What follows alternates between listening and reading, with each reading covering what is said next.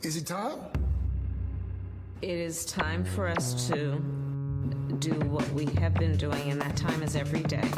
We'll know in a very short period of time, but it looks like it could be something that will be not good. Believe me, not good. I see issue with that. And again, hey. You're not going to be able to insult your way to the presidency. That's not going to happen. I don't know who created Pokemon Go, but I'm trying to figure out how we get them to have Pokemon go to the polls. I'm Ted Cruz, and my pronoun is kiss my ass. So when you think about it, there is great significance to the passage of time in terms of what we need to do to lay these wires, what we need to do to create these jobs.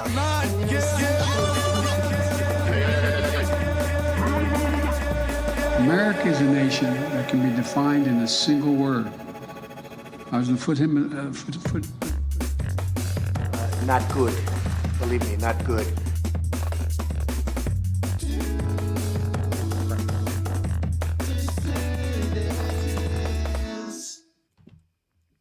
What's up, dissidents? Welcome one and all to the DueDissidence podcast. My name is Keaton Weiss, here with Russell Dobular, of course. Hello. We are here on Wednesday night at our regular 8 p.m. time slot. Lovely to see you all here. 246 strong in the YouTube chat. 42-43 now on the Rumble chat. Thank you guys all for being here wherever you are. Crowd filing in over on Rockfin as well. Thank you guys very much for being here with us this Wednesday. Lots to talk about. I had my window open earlier because it's getting to be fall right now up in my neck of the woods. It's getting pretty chilly, but I had to close it because it was blowing the door open and shut, and so that would have been a major distraction. But it is almost September, folks. Summer is almost over. It is almost Labor Day. Kids are almost back in school. And the political season is about to heat up. Something happens where once the calendar turns from August to September, engagement starts to go up. So we are exiting the dog days and heading into a grind here as the calendar turns to September. Russell will be going to Italy and Greece, but he will be checking in on the show. Arrivederci. Exactly. Yeah, it's... I don't know about you. I mean, I guess it depends on how you spent it. For me, it's kind of like what summer? I didn't see a summer. Did summer happen? It was so brutally hot here, and it was so rainy. Like, it was either 90 degrees or it was pouring wasn't rain. Like that here. Yeah, it was wasn't terrible like up that here. here. The weather was horrible. Yeah, it was like normal, but I don't know, man. I was busy. I was planning things. Like, I just working on the show. I didn't really have any summer. I guess this is going to be my summer now when I leave. Yeah, because it's still plenty warm over there. Over there. It's going to be in the 90s next week when I'm in Rome. Brutal stuff. Low 90s, though. Could have been worse. Like last week, it was 98 degrees there. Oh, yeah. They've had some 100 degrees over there recently. Yeah, didn't I send you a screenshot of that? Wasn't it like 106 or some shit? Yeah, 102 or something like that. Yeah, just insane. Just terrible. So I missed that, fortunately. Yeah, no, that's good timing. And this is our final public stream of August, although we are having our second Patreon and Substack subscriber exclusive stream tomorrow night over on Rumble. So if you are not a Patreon member or paid Substack subscriber, now will be a great time to sign up. We have a great show planned for tomorrow. We'll talk a little bit about that later, but should we jump right in and get to some headlines here? A lot to get to. All I'm going to say is at some point, because the pre-show is a little chaotic, I got to find the prayer bowl. It's missing. Oh, well, I mean, it's somewhere around here. Hey, the good news is we do have a substitute for the prayer bowl. We have a substitute for the tips, but I think we still have to close out with the prayer bowl now. Yeah, that would be ideal. We do have a substitute for the large super chats. For the large super chats, we have a very exciting and I think permanent substitute, which will just make the prayer bowl ending more special. Yeah, exactly. So if anyone wants to know what the large tip reward is, you can find out by donating $50 or more via the Super Chat. That's the way to go about that. We'll settle for $49.99. We'll settle for $49.99. Yes, exactly. We won't. But you gotta let me that. go find the prayer bowl before the end of the show. Well, what do you mean go find the prayer bowl? Where do you want to go? It's gonna be like right over here somewhere near the desk. All right. It's just I have to get up and walk. It'll probably be literally 60 to 120 seconds to find it. All right. Fair enough. So let's get into some headlines, folks, before we start the main segments. Lots of fun stuff to cover tonight. This is something that we've been experiencing firsthand for the past couple of weeks, and so I was actually quite relieved to see some reporting on this. We haven't exactly experienced the same kind of throttling on X or Twitter that was reported in this piece. I mean, we did this week. Well, not the same kind, because this is more on the technical end, but I could tell you this isn't the whole story here, but this is some of the story that the Washington Post saw fit to print here. Elon Musk's X is throttling traffic to websites he dislikes. So the Washington Post writes, users who clicked a link on Musk's website, now called X, for one of the targeted websites were made to wait about 5 seconds before seeing the page, according to tests conducted Tuesday by the Washington Post. The delayed websites, including X's online rivals Facebook, Instagram, Blue Sky, and Substack, as well as the Reuters wire service and the Times, all of them have previously been singled out by Musk for ridicule or attack. On Tuesday afternoon, hours after this story was first published, X began reversing the throttling on some of the sites, dropping the delay times back to 0. It was unknown if all the throttled websites had normal service restored. The delay affected the t.co domain, a link shortening service that X uses to process every link posted to the website. Traffic is routed through the domain allowing X to track, and in this case, throttle activity to the target website, potentially taking away traffic and ad revenue from businesses Musk personally dislikes.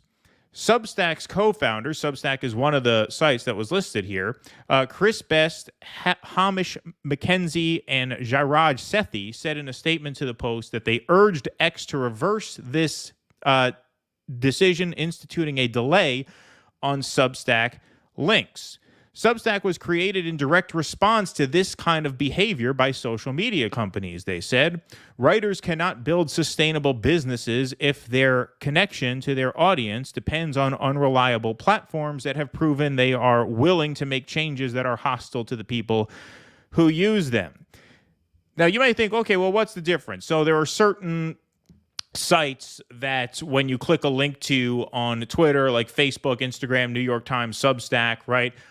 It takes 5 seconds to redirect to those sites instead of the standard half a second to 1 second. You might think, well, what's the big deal? Well, it's amazing how they've actually looked into this. Online companies pour millions of dollars into ensuring their websites open as quickly as possible, knowing that even tiny delays can lead their traffic to plunge as users grow impatient with the delay and grow elsewhere. A Google study of mobile traffic in 2016 found that 53% of users, that's amazing, 53% of users abandoned a website if it took longer than 3 seconds to load. A person familiar with the New York Times operation said the news organization had seen a drop in traffic from X since the delays began. That's amazing. 53% of users will abandon a site if it takes more than 3 seconds to load. So you wouldn't think it's a huge deal. But it apparently is a huge deal. You're saying that, but we've all been that asshole. We've all been like, hang on, it doesn't work. Damn it. I don't know if I've ever given up after 3 seconds. I'm sure there are times when I've given up sooner than I should have. 3 seconds, though, that seems like, if I really want to see something, I'll give it that 4 1/4 seconds. I'll make that kind of a time investment. But this is, of course, throttling of a kind. There's also throttling of a different kind that we've definitely noticed. I mean, we put a couple of videos up from our interview about the No Way Back movie, and the first video clip that I published had literally 2 views after 2 hours, which means it showed it to, I guess, me and me. Stephanie Wynn, who It could have been even you. It might not have even gone to Stephanie Wynn, who I tagged in the tweet. I think Russell checked on it to see what was going on, and that was the second person. So it literally got no exposure for 2 hours. 0. That's unheard of. I mean, every tweet gets a couple hundred views within a couple hours, even the duds that don't do anything. So there's definitely bullshit going on now, just as there was in the pre-Elon days. Yeah, I want to say for anybody who thinks that's a fucking free speech platform, total fucking bullshit. We put up 2 clips from the interview we did on No Way Back with Stephanie Wynn and Lisa Sellen Davis. And one of them, got like it when we tagged Stephanie in it, it got even less. That's when it got 2.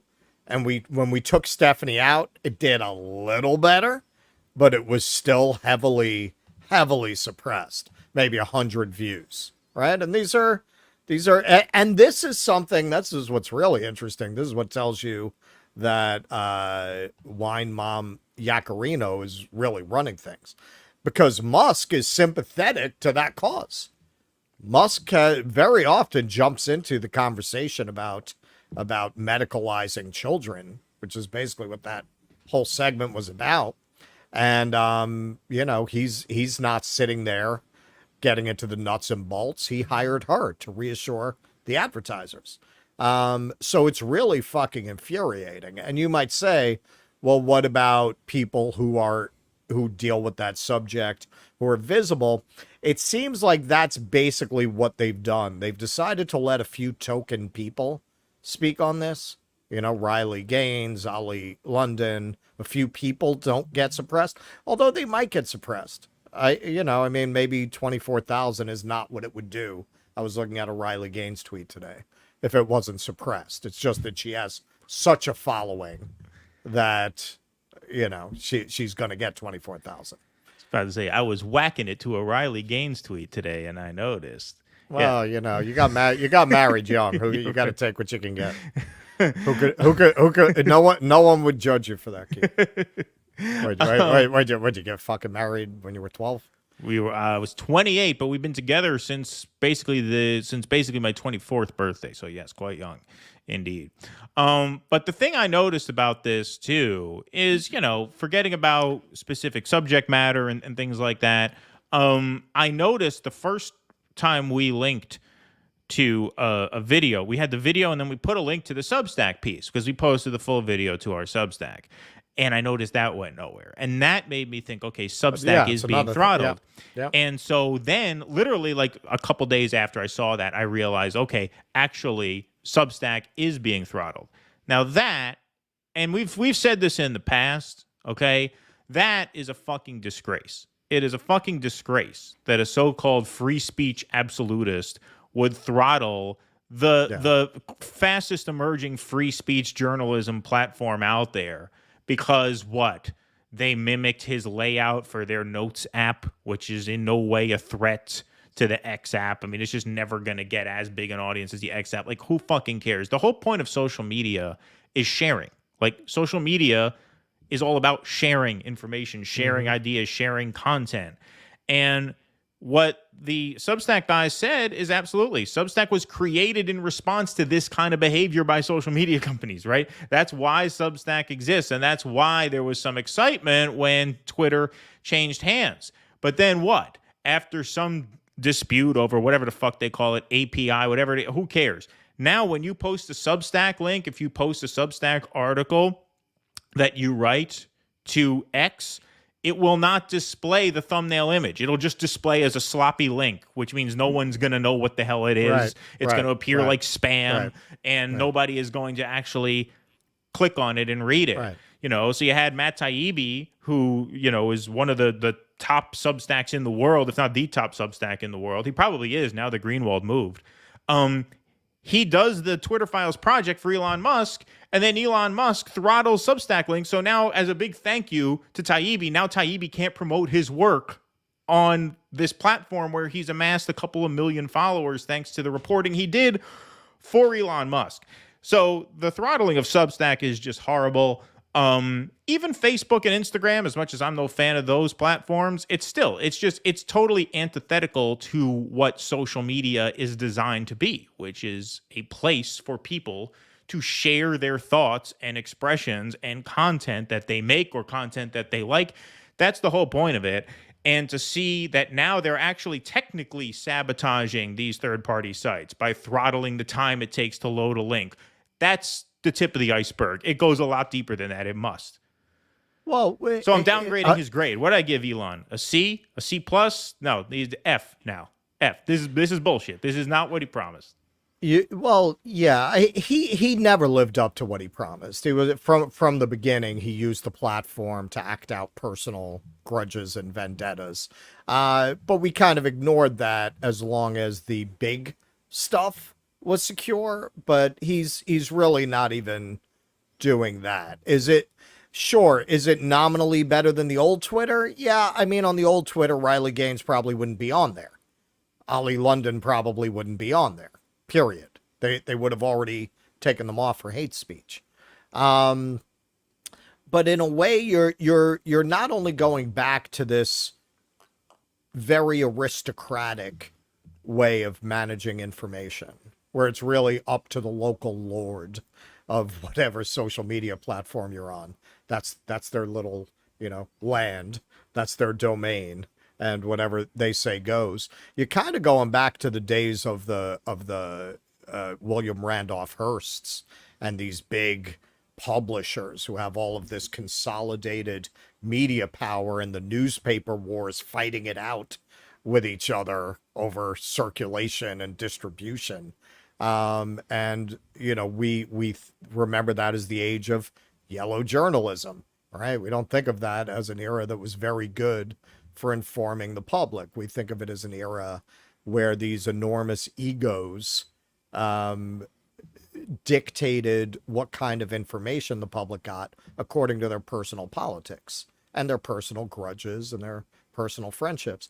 We've come full circle. We've truly gone back to the Gilded Age now, where it's up to Elon what you see. It's up to Zuckerberg what you see. Indeed, 100%. Couldn't have said it better. Let's take some super chats here before we go to headline number 2. James Vanderzanden. I'm gonna go try to find my prayer ball. Alrighty, sounds great. James Vanderzanden, thanks for the $1.99. As a grown-up leftist, I'm voting for Cornel West. Yes, indeed. Thank you, James. We appreciate that very much. Robert Penner, people reaching their breaking point with Mrs. Kalinsky. I see what you did there, Robert. Good point. Thank you for the member comment, folks. You can also become a member through YouTube by hitting that join button next to the subscribe button if you're so inclined. But we will get to some more news on our fundraising front pretty soon, obviously. Did you find it? Oh, he's got to put it. Oh, beautiful. He found it. Excellent. Chris Bishop never knew what to expect with Keaton's beard. Yeah, I kind of keep people in suspense. It was time to shave it. It was just getting too long. It was getting too long and too difficult to maintain, and so I decided to get rid of it. I wanted to get a haircut too, but I haven't had the time. So I'll probably get a haircut this week, and I'll be looking very, very young very shortly. Andrew, thanks for the member chat. Got my T-shirt in the mail today, gentlemen. Thanks for the Riz. Well, thank you for letting us know, Andrew. God, that took a while. So, because I ordered that a while ago. But they do have to print them on demand, and then they have to snail mail them. So, yeah. So if you are waiting for a T-shirt, know that they are on their way. Andrew got his. I probably ordered that about 3 weeks ago, be my guess. So, but they are coming. They are coming. And so thanks, guys, very much for that. And hope you enjoy the merch, Andrew. So thanks very much. Thank you guys very much for those super chat donations. Those are super helpful. We got a couple more that we will get to shortly. Thanks to Jake, who's in the booth tonight. Jake is fielding Rumble rants and Rockfin tips for us as well. So if you guys want to get your questions answered or comments read on the screen over on Rockfin and Rumble, help and support this show by dropping us a Rumble rant or a Rockfin tip. That is all super, super helpful. Thank you guys very much for that. All right, let's do headline number 2. Now, before we do this fucking headline number 2, I got to tell you, in the last segment we did about the big 3 automakers, you disclosed that you have holdings in Ford. I think it's proper to disclose in advance that you are, in fact, part Mongolian before we do this segment. It is true. Fair is fair. It is true. Okay, fair is fair. If you're gonna do this little warmongering propaganda of yours, then I think it's fair to say that you are in fact from the north, and just to get that out of the way, I am descended from the Asian steppe. All peoples are related to Genghis Khan, but I'm a little more related to Genghis Khan than the rest of you are. Kublai Dobular over here. That's right. We swept into China and ruled it for several centuries. So, yes, with that, in the interest of that full disclosure, I am a Mongolian Ford stock owner. Get ready for some propaganda, folks. All right. So, this made a stir a few years back. Okay, first we also have to set up that you made a prediction a while back, right? This was one of your predictions for the year, right? Okay, so long before John Ratcliffe, he wrote an op-ed in the Wall Street Journal, and basically the op-ed was fear China. But one of the things he mentioned that caused a stir, that's why NBC News did a piece about this at the time, was his claim that the Chinese were trying to create super soldiers. Now, I have been saying literally since I was in college. Literally, I started saying when I was in college, well, if you think it through logically, eventually China is going to create chimeras because you have a society where you don't really have human rights and where you have a lot of political prisoners. And they're going to achieve the level of technology required to really start experimenting on people. So why would they not start experimenting on prisoners to create winged bat soldiers? So I've been saying since college that the Chinese would eventually, World War III would be fought against Chinese winged bat soldiers. So now listen, I understand a lot of the people in our audience are very pro-China. They're very sympathetic to China. And hey, who's to say the world is not better ruled by dog men and bat soldiers? Who's to say? I'm not making a moral judgment. I'm just saying it's gonna happen. And I've been saying that literally since college, that China would be the first country to create human-animal hybrids. So you had a couple of scientists the year before this news broke in 2019.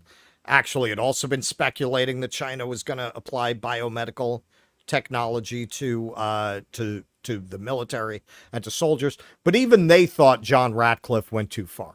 Even they thought he was getting out on a limb with this. But now, as we can see, perhaps not. Perhaps not. Because the Chinese have just accomplished an incredible scientific feat. They have combined human cells with the cells of tardigrades. Now, some of you, if you're not scientifically inclined, might be saying, what the fuck's a tardigrade? Also known as water bears and occasionally moss piglets, are spectacular. They are so spectacular, in fact, that Chinese military scientists think the tiny animal's powerful genes could be used to create radiation resistance within humans. At least that's the latest plan in motion, creating super soldiers able to withstand nuclear warfare. In a report first published in Chinese in Military Medical Sciences and reported by South China Morning Post, researchers from the Academy of Military Sciences in Beijing say they believe inserting a gene from the microscopic... See, I mean, this is not like an anti-China segment. I'm just saying, man. Say they believe inserting a gene from the microscopic water bear into a human embryonic stem can help significantly increase the cell's ability to withstand radiation. And they have some data to back it up. Researchers said success in this unprecedented experiment could lead to super tough soldiers who could survive nuclear fallout. The undisputed hardiest animal around, the range of these microscopic creatures spans all 7 continents, and they're good to go on land or in the ocean. At smaller than 1 millimeter long, the 8-legged animals have survived trips to the moon and back. Can you believe yes, this the crazy real bullshit, moon, folks? I mean, hey, Hey, this is it's. Do you believe this? Do you believe what this guy is saying? It's popular mechanics. It's popular mechanics. Okay. Yo, Popular Mechanics put out this absolute dog shit piece supposedly debunking some of the 9/11 theories. But yeah. Well, but it came from South China Post. I mean, I saw the South China Post article. Yeah. I didn't want to use the South China Post article because I didn't want to get the Department of Intelligence on us. Right. They can handle boiling water for an hour and endure temperatures in the multiple hundreds of degrees below zero for much longer. If scientists can take even a smidge of that toughness and translate it to humans, the concept of a super soldier isn't a major leap to make. So apparently it's not that far a stretch to get ourselves some bat soldiers. So they used CRISPR to combine the cells. So here, the end of this article is, this is amazing considering the big difference between the water bear and a human. The SCMP says a researcher told them while requesting anonymity due to the sensitivity of the project. In other words, they don't want to end up a fucking water bear. The act of mixing genes across species can both potentially lead to unknown safety issues and increase the risk of failure in the experiment. So the fact that the water bear to human trial seemingly worked was a surprising result. The research paper not only showed there was a clean transfer and that the new cells function normally, but also demonstrated an increased rate of cell growth. The expression does not damage the vitality of cells, but can promote cell proliferation to a certain extent, the study says. The study will move on to the next stage based on these findings. So now you may be asking, what is the next stage? We reached out to our contacts in Beijing, and they sent us secret photography that was taken somewhere outside of Shanghai. And here you can see. All right, now I know a lot of people made fun of me when I first said this. I hope I'm going to get some apologies now. There you go. There you go. There you go. Right outside of Beijing. Mm-hmm. Not only have we been sent evidence of winged bat soldiers, we've been sent evidence of winged bat soldiers supporting Ron DeSantis. Okay? So there's another prediction. Yeah, okay.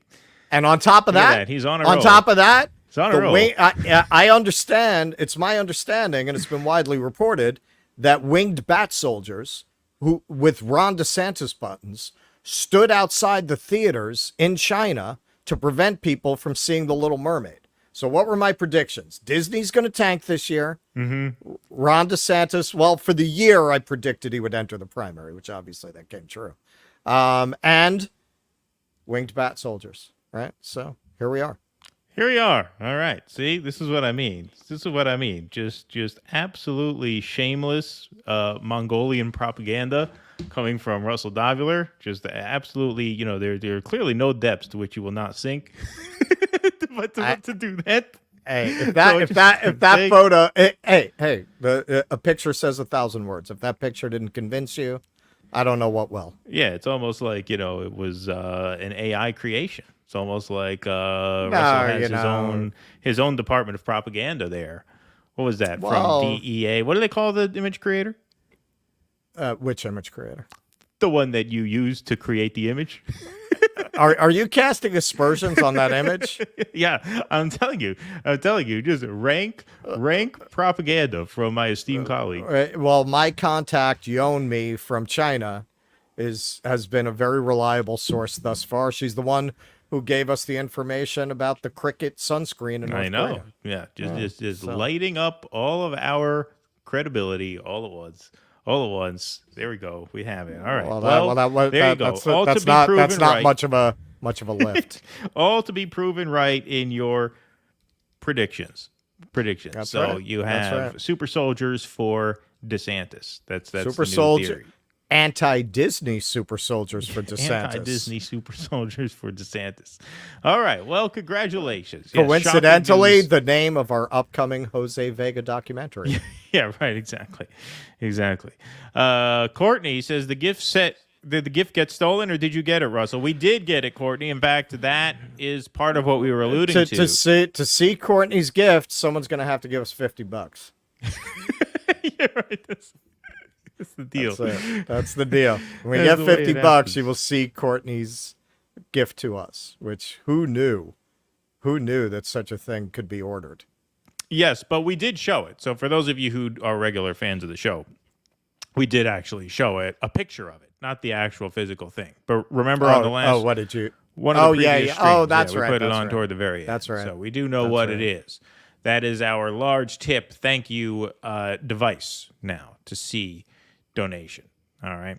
To see, $50 donation or above, we ring the singing bowl. We will now replace that with an appearance of Courtney's gift to Russell, which, yes, did arrive safely, Courtney. So thank you again. That was very, very kind of you and very, very thoughtful.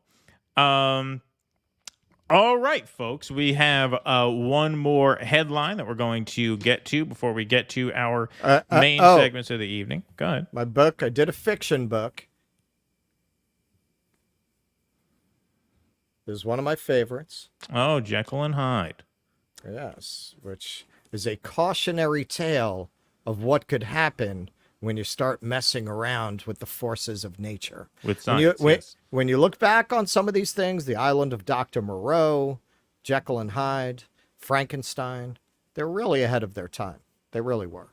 So here's a great rumination on the nature of the human soul, and also perhaps a prediction of our dark future.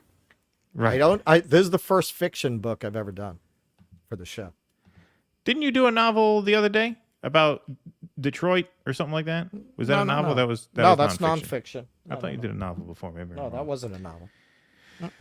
All right, folks. One more headline for the night, and then we're going to do our main segments. After that, there was some polling that came out of Emerson College this week that got a lot of people in Biden world panicking, and a lot of people panicking even more about the influence of Green Party candidate Cornel West on the field. So this is a write-up that Emerson put out in conjunction with the more recent poll, in which you could see here in a hypothetical matchup between Trump and Biden, 46 would vote Trump and 44% Biden, 10% undecided.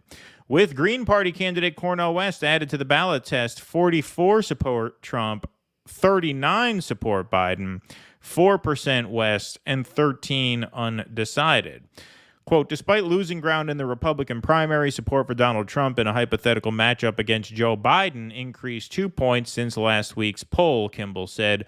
Cornel West continues to draw support from 7% of independents, 8% from black voters, and 7% from Hispanics, a key demographic group that drove Biden's 2020 victory. So I just want to stop because that quote, despite losing ground in the Republican primary, Trump lost about 6 points of support after the debate, with the idea being that because he didn't show up, he lost some media, and so he lost some support between this most recent Emerson poll and the previous one. But as you can see, the influence of Cornel West on the field making itself known.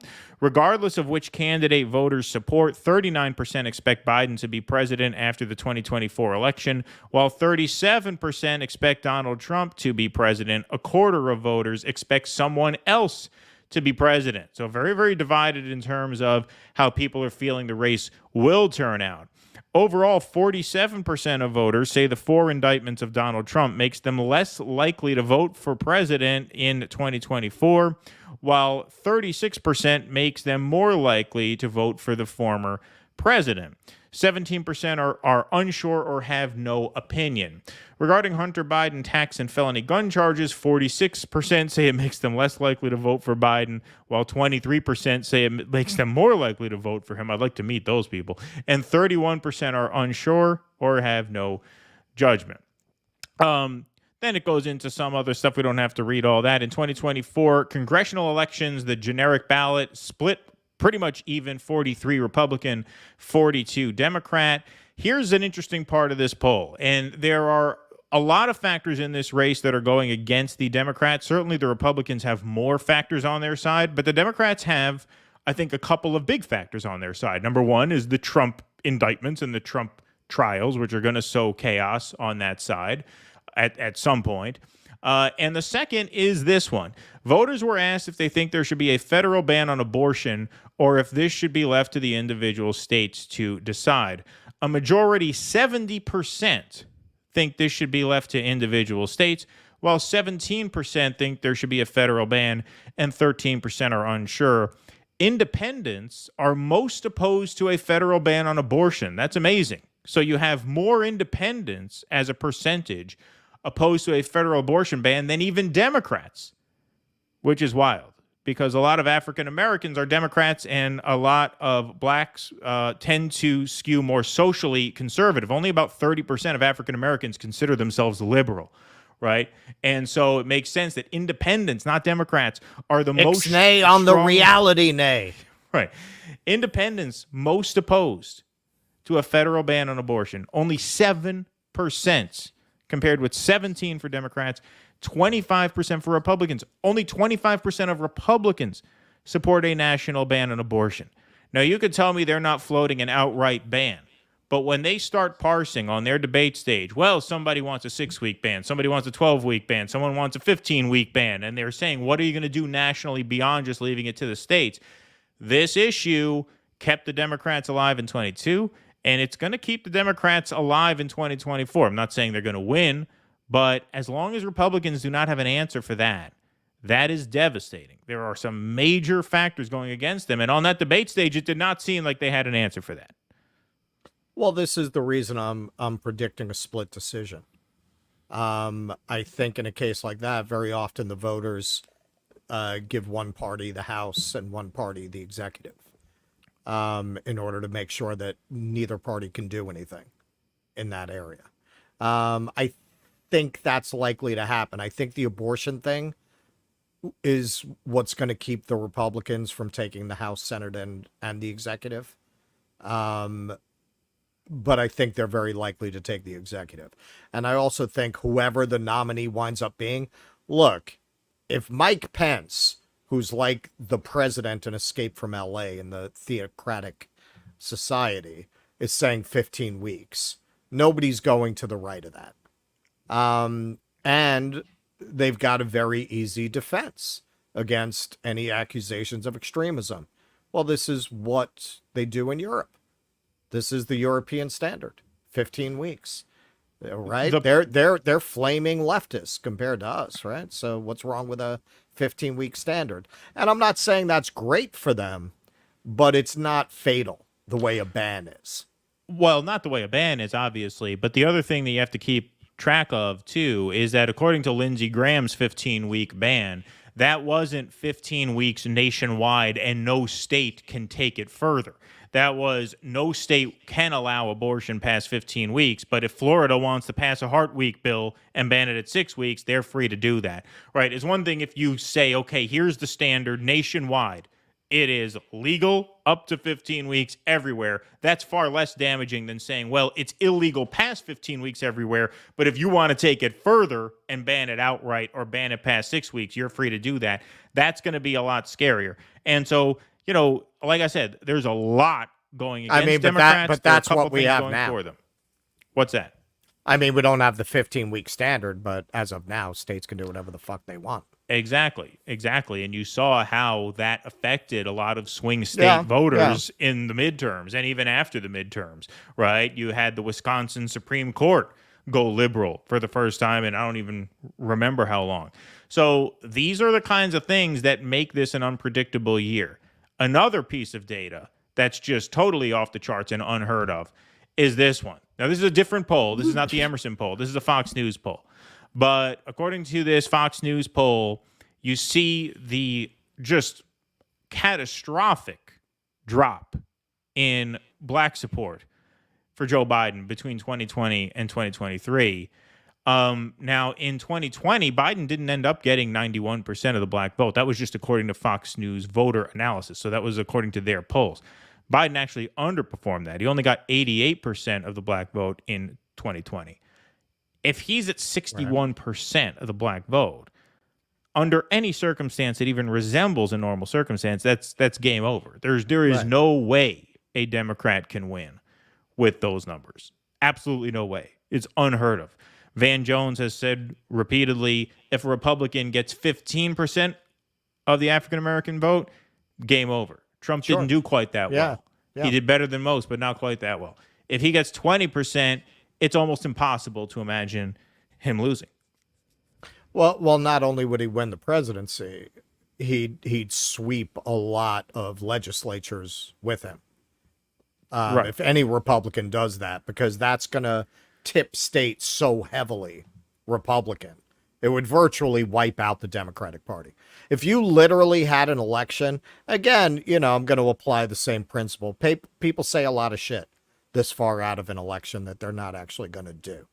Like, I'm not saying it doesn't describe anything. Of course it does. That's an incredible result. It doesn't mean you're going to get 20%. But as you say, if you got 15, it would be a sea change in American politics. I mean, it would, the number of seats Democrats would hold nationwide would make, what was the year they really got destroyed? Was that after 2016, right? They were hardly holding anything. They came out of that just wiped out in the states, wiped out at the federal level. Yeah, basically. I mean, really, 2014 was the year that did that, but then 2016 they just fared even worse. Right. Yeah. They'll if you got 15% of the black vote voted for the Republican president, and a lot of that would carry over down ballot, they'd probably end up in a worse spot than they were then. Like, they'd virtually be wiped out as a major political party. Yeah, I mean, that would be absolutely crushing. And going back to this first exhibit here, Cornel West at 4% in this poll, taking 5% from Biden when he's introduced, because he gets 4%, and plus there was another point of Biden's that disappeared to, I would assume, the undecided column at 13, which is higher than 10 without Cornel in the race. Mm-hmm. That just shows you what a threat that candidacy is. And that just makes you wonder, does he have the stones to sustain it? Lately, he's been talking like he does, which is a great thing to see. Yeah. But, and he's definitely been, I think, much more aggressive in combating calls to drop out or acquiesce or give in, which is great to see. But, man, I mean, this is something we have not seen in our lifetime. We have not seen a Green Party candidate polling like this ever. Right. Nader didn't poll like this. Nader, according to the mainstream media narrative, which take this for what you will, Nader swung Florida, which she didn't really swing Florida because of the principle that most Green Party voters wouldn't vote Democrat anyway, even if they were only given a binary choice. But he didn't win. He didn't swing Florida with 4% of the vote. He got, I think, 90,000 votes out of God knows. I mean, Florida's a big and a lot of them were an state. accident. Yeah, and a lot of them were by accident, right? Because of the butterfly ballot. Him and Pat Buchanan got like 250,000 votes, right, on a butterfly ballot by accident. But you're not seeing those kinds of numbers pop up in any election in the modern era to have a third party poll that high. I mean, Ross Perot did it, but he wasn't a Green Party candidate. He was kind of a different kind of thing, right? He was a self-funding rich guy. To have a Green Party candidate poll that high this far out and cause that kind of distress amongst these people, that is only going to become more dramatic as time moves forward. Well, that's how desperate and angry people are. And because Cornel West was already a star and a well-liked figure, he's not Jill Stein. Who the fuck knows Jill Stein? Cornel West has been out there for decades. He's been a very well-known and mostly well-liked public figure for decades. You combine that with the times. Look, the fact that he's polling 4% shows you how propagandized this country is. It's like I've mentioned this before. The movie about the death of Diana, I think it's called The Queen, and it was about the reaction and how angry the public was at Elizabeth about how she handled it. And So they say in the movie, like, this is a very weighty number. 25% of the public thinks we should get rid of the monarchy. And I'm watching that, I'm saying, that's as bad as it gets? Like I would imagine at least half the people would think they should get rid of the monarchy on any given day. Really? Like normally it's lower than 25%? Like 25% is a crisis? I feel kind of that way about these numbers. Really? 4%? That's it? Like all of the stars aligned, two absolutely repulsive front runners, the country just crumbling into a state that if you had made a movie about it in 1975, it clearly would have been a dystopian science fiction vision of what America might be like in this foul year of our Lord 2023. And 4% is the best you could do on the polling. I mean, that's the stunner. That's the stunner. That really shows you what Caitlin Johnstone, this has kind of been her running thing this month, how propagandized the American public is. She's been dropping a lot of stuff about that. I mean, yeah, that really shows you how propagandized people are, that he's not polling, 28%. Yeah, I mean, look, I think a lot. I mean, he has very high name ID in our circles and in some other circles.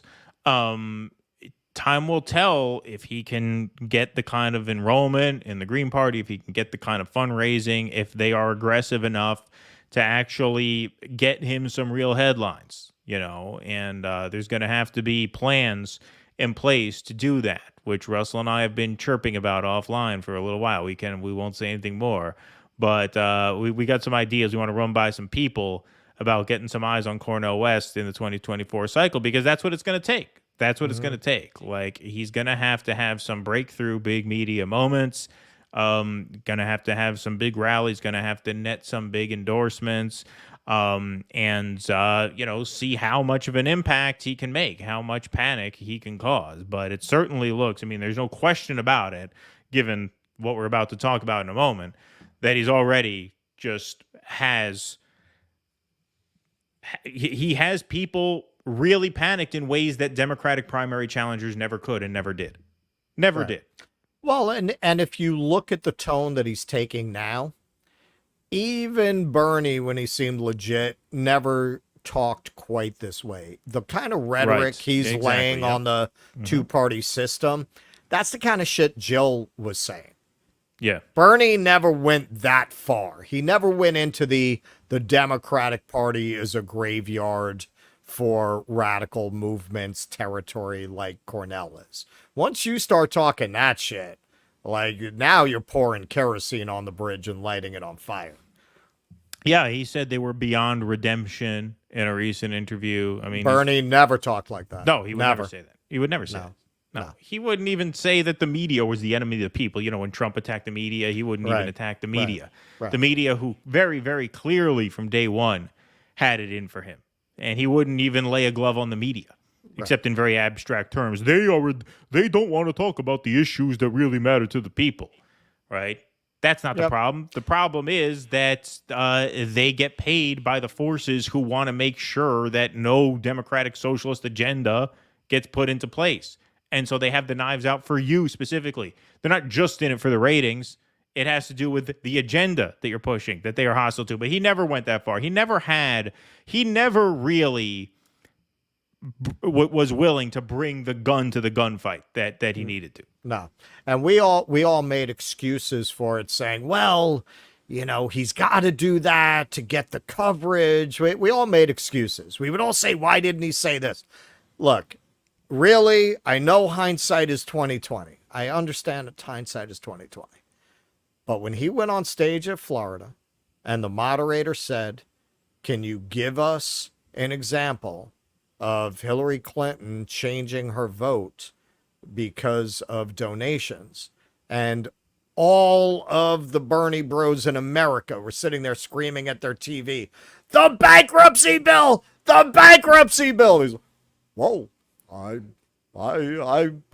have some disagreements with Senator Clinton.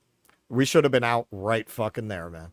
Right there, that told us, that predicted everything that was going to come after that. That he didn't have the fucking balls to stand toe to toe with her and just lay out that and other things. Like, I'm sure he knew. I'm sure it wasn't for lack of information. And if you didn't know, then why the fuck have you built your campaign around the idea that she's corrupt? Well, of course, and it was just a very embarrassing thing for those he didn't who have were the balls supporting to him, say it. because he made it look like we didn't know what we were talking about when we called her corrupt. They could, well, he can't name a single example. We're like, well, no, for some reason he won't name a single example, but that doesn't mean we can't name a single example. Right.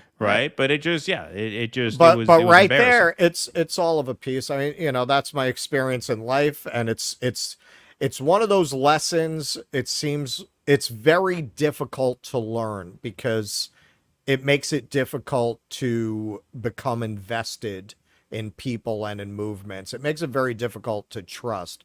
But in my experience, nothing is an accident.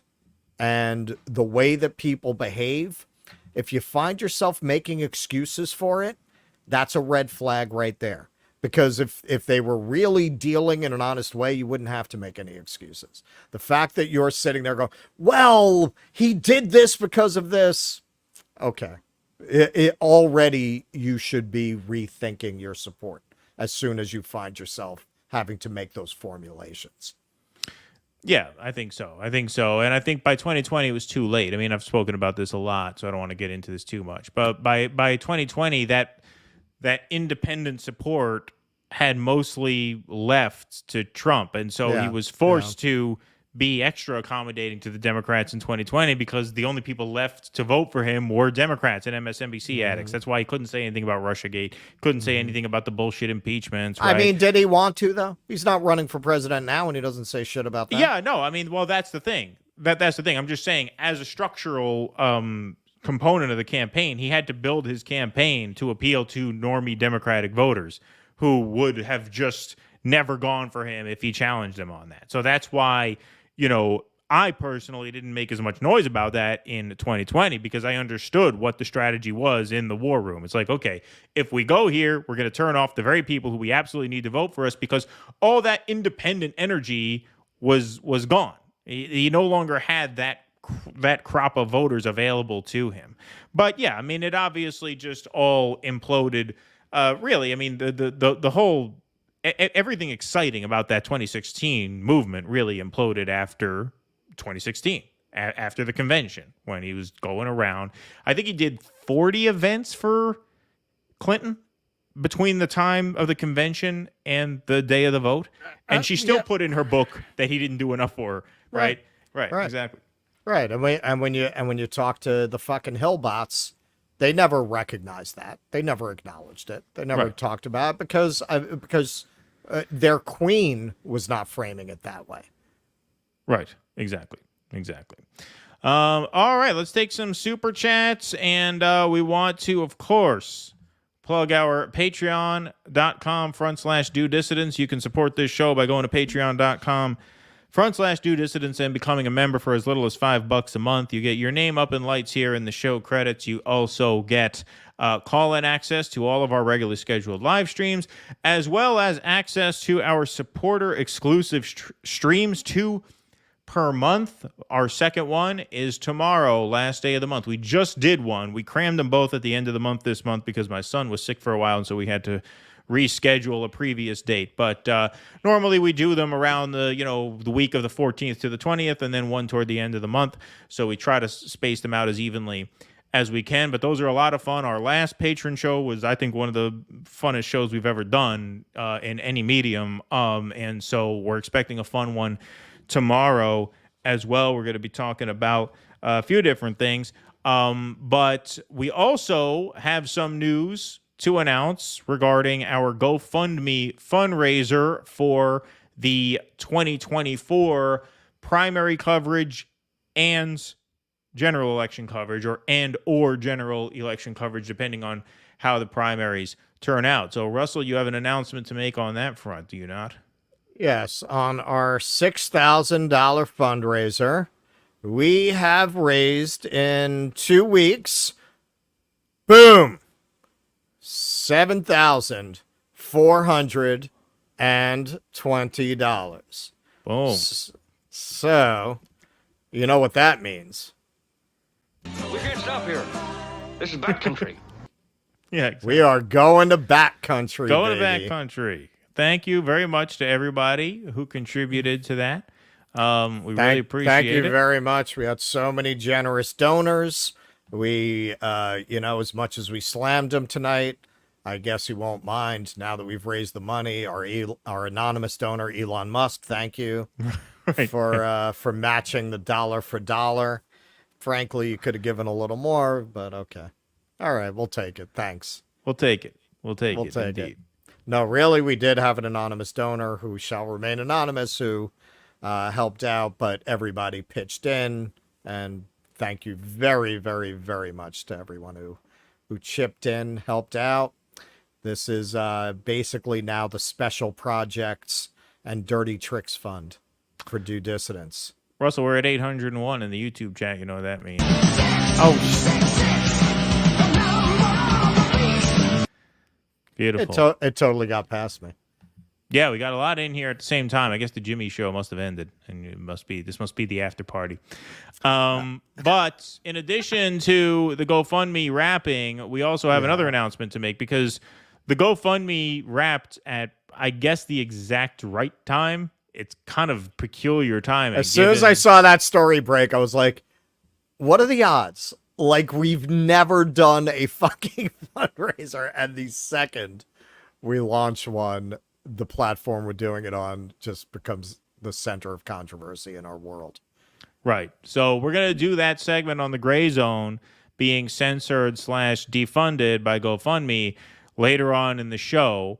But we did want to keep a sort of fundraiser going for extra projects for people who want to help out, be it on the ground reporting, documentaries that we do, all kinds of side projects that we do. There are a couple we have in the works that we can't announce yet for good reason. I'm gonna say, and I swear to God, just in case we have a simp or a narc in the audience, I don't want to say what we're gonna do, but me and our friend Mr. Vega, we have a planned event.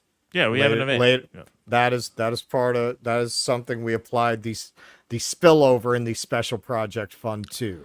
Right, because your money is going to good use. Good activism. Good, obviously non-violent, of course, activism. Of course. But yes, yeah, so we have lots of stuff that we want to do a continuing fundraiser for, but because GoFundMe has proven itself to be a censorious, totalitarian, and dishonest platform, we do not want to raise any more money through them. And so we found a couple of alternative options that we want to run by you guys. Do you have this ready, Russell? All right, so to explain why we're even talking about this, because obviously we're committed to the primaries now. We raised the money we asked for. We will cover the primary states. I am probably going to, the more I look at this, the more sense it makes. I'm probably going to spend the winter in the South, so I will cover the southern states down there if the primaries are still meaningful at that point on the Republican side, which, we'll see. If they are, it'll be pretty interesting because we got friends all over there. We got Tusker in Arkansas. We got Ellen in Alabama, man. Brandon there in Louisiana too. Brandon Guillory. Right. So I got couches to stay on. I'll go on a little road trip, man. Little road trip. But we are going to keep the begging bowl open like the wandering mendicant Jews that we are. Right. So that year round, if you want to donate to our special projects, that is set aside separately for those things. But we have to decide where we're going to go for our fundraising now that we can no longer in good conscience use the GoFundMe site. So here is option number one. Now, I was wondering why they didn't go over to Give, Send, Go at Grayzone. And then I took a look at the site. I said, oh, that's why. So they're a little Jesused out over there. They are cuckoo for Jesus puffs here. So give, send, go. All right. So advantage. They're free. I don't think there's a catch. I mean, it looks like they're just free. We believe you should be able to keep all the money you raise. GSG is powered by voluntary donations from givers and goers. Other crowdfunding sites, well, I mean, GoFundMe doesn't take 5 to 10. They take 3. But still, it's a chunk. It's a chunk of change. We felt that. A little bit. A little bit. We felt that a little bit. So, the most valuable currency is God's love. I mean, listen. Exactly. The most valuable currency is God's love. And so they don't take a cut. And so what we're going to do for you guys, we're going to leave this up to the audience, okay? We're going to take a poll because we understand give, send, go with the, leaning heavily on the religion that might rub some of you the wrong way. As a Jewish man myself, who's enticed by the 0% fee, I'm saying, hey, you could use a little Jesus in your life. You could use a little love in your life. Okay? I'm pushing hard for option A. So that's option A. That's option A. You fucking depraved sinners. Yeah, exactly. Could definitely use a little Jesus in your life. You could use the light of the Lord in your life. It's not the worst thing. And they actually have, this is not a joke. It sounds like a joke, but they actually have a prayer on demand thing where if you want, somebody from their site will call you and pray with you or pray for you. And so I think that's a great feature that you should all take advantage of if we end up going to give, send, go. Yes, I agree. Know all the secrets of the universe? What, you don't have any curiosity about anything? Well, you're just going to say, no, I don't like them because of the religious aspect. And, the 0 fee is great also. But, I think you could use the light of the Lord in your life. So I'm pushing hard for option A. But let's go to option B. We are cuckoo for Jesus puffs here. Yeah. As it says in Mark 3, chapter 7, blessed are the Jews with a podcast, for there shall be the kingdom of heaven. We were looking into a Jewish fundraiser site, but their fees were through the roof. Their fees were crazy. They do not charge 0%. I said, oy vey, you want this kind of a commission? Yeah, exactly. All right, so this is the one that the Grayzone guys went to, and I am assuming that it's because they're not into Jesus. All right, so this is Spot Fund. Spot Fund is basically literally identical to GoFundMe. They match the fee structure of GoFundMe. I guess they're a little better because you get your money the next business day, and I don't know, email and SMS. What are they saying? What is that? What are they talking about? Customer SMS success. is text message. Grandpa. Yeah, I know, but what is that? Customer success. Customer success? I don't know. I don't know what that means. Yeah, what does that have to do with I think SMS? they mean customer service, but they just put success. So that's weird that they meant customer service but put customer success. All right, it's looking like the Jesus folks are the way to go. I mean, look, you're biasing the study. You're biasing the study. I'm campaigning for my preferred choice, as is my right. So everybody, option A for Give, Send, Go, and option B for Spot Fund. I mean, vote now. Okay, and Jake, do us a favor. You don't have to keep a scientific tally, but kind of let us know who has it. All right, so what is it? A for Jesus. A for Jesus. And B for sinners. Right, exactly. Vote A. So Spot Fund is not a religious site. If you don't want to be saved, B. Right, B. Right. And if you want eternal salvation, A. If you want 0% fees plus the light of the Lord in your life, vote A. If you want 2.9% fees plus 30% plus customer success via email and SMS, vote B. Okay, honestly, this is my only fear with it. Since we're talking about it. My only fear, coincidentally, I literally just got an email from GoFundMe about our cash out. We're sending you, like literally as we're talking about this. Oh, so they didn't defund us then? They didn't defund us. Not yet. Wow, we got away with it. Maybe they meant to defund us and they defunded the Grayzone by accident. They forgot. Yeah, they didn't get around to it. Maybe tomorrow. So this is my only fear. Look, we're all talking about it here, right? But I am afraid it might scare some people off if they see that's where we're fundraising, and they might get the wrong idea, like we're Jews for Jesus or some shit. That's honestly my only concern about it. Like, do I care? No, of course I don't care. I don't care. What do I care if they're into the Lord? I mean, there are worse things you could be into. God knows. Literally, God knows. Yeah. So yeah, I don't care about that. Just not sure about the public relations element of it. So that's my only concern about it. I mean, they've said that they will host anybody whether they agree with them or not. So if you want, we can do a test fundraiser to see how serious they are about that. We can raise funds for I'm our not sister's too abortion. worried about that. Say she's 38 weeks in. We'd like to get her an abortion. It's not that the baby's not viable. It's just we don't really dig its vibes. Yeah. And we don't really think that this is the right baby. The aura for her. is black. Right. We don't really think this is the right baby for her at this time, and so we'd like to abort it in the 38th week. Can we raise funds on your platform? And if they let us raise funds there, then we'll know they're serious about free speech, right? So maybe that's a test that we can do. Yeah, maybe. I think that would be... I don't know if that would be a fair test. Well, it would certainly be. I mean, I don't expect that to come up at any point.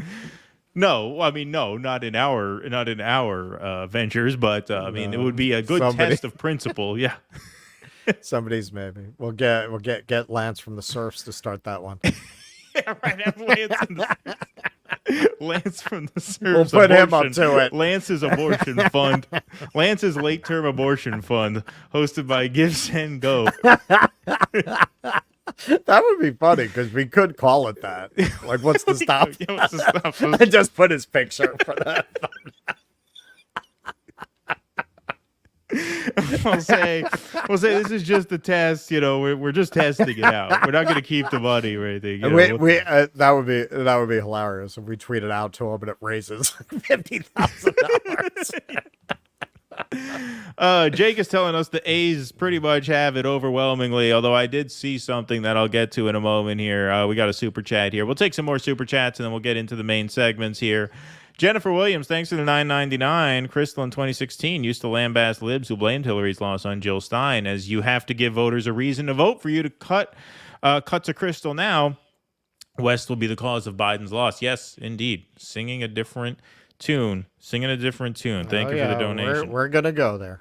Tusker. South China Morning Post is based in Hong Kong. That makes sense. And Well, I isn't assume that. isn't administrated the same way as mainland China is, frequently anti-mainland China. Yeah, well, yeah, you know, they get it I from don't both think ends.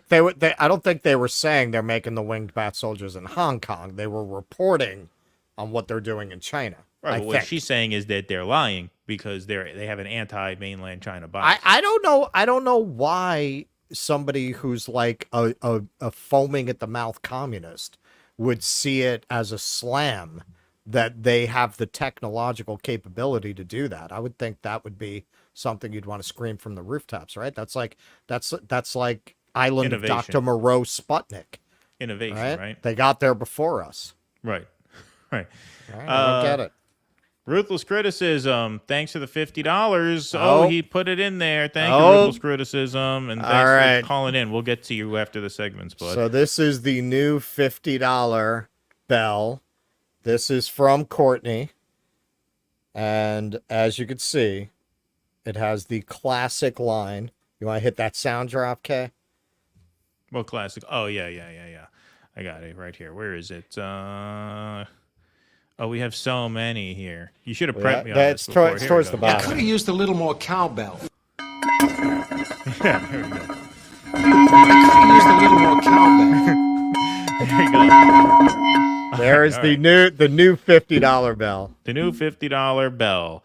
I've got. Thank a you, fever. Courtney. That is who knew that you can get an engraved cowbell? Yeah, apparently you can do anything nowadays. I mean, this is what, look, we trash talk America a lot here, but really this is the land of choice, because where else on earth could you order a fucking engraved cowbell? You think you can do that in China? I don't think so. probably You can made in you China. can order a Chimera baby, So yeah, but you can't order a cowbell. Ruthless criticism. Thank you for the generous donation. I've got a fever, and the only prescription is more cowbell and the self-emancipation of the revolutionary proletariat. Thank you for the generous donation, sir. We appreciate that. Thank you very much. Jill Stein is astonishingly polished and capable. She represents the maximum of what a non-star Green Party candidate, given the media bias and dismissal. You could be right about apparently, you don't have her CD. Well, yeah, she put out like a folk album, right? Yeah. But look, I mean, there's no real way to disprove that. I mean, you know, she did make a difference, you know, in that race, at least in the eyes of the media. She made enough of a difference to be noticed, right? Yeah, look, I think she's obviously very smart, very capable. I agree with all that. We're not slamming her. Yeah, she's just not as well known as he right. is. She's just not a star. Right, exactly. That's why she couldn't reach the level that Cornel is even starting at now. Yeah. Indeed. Mr.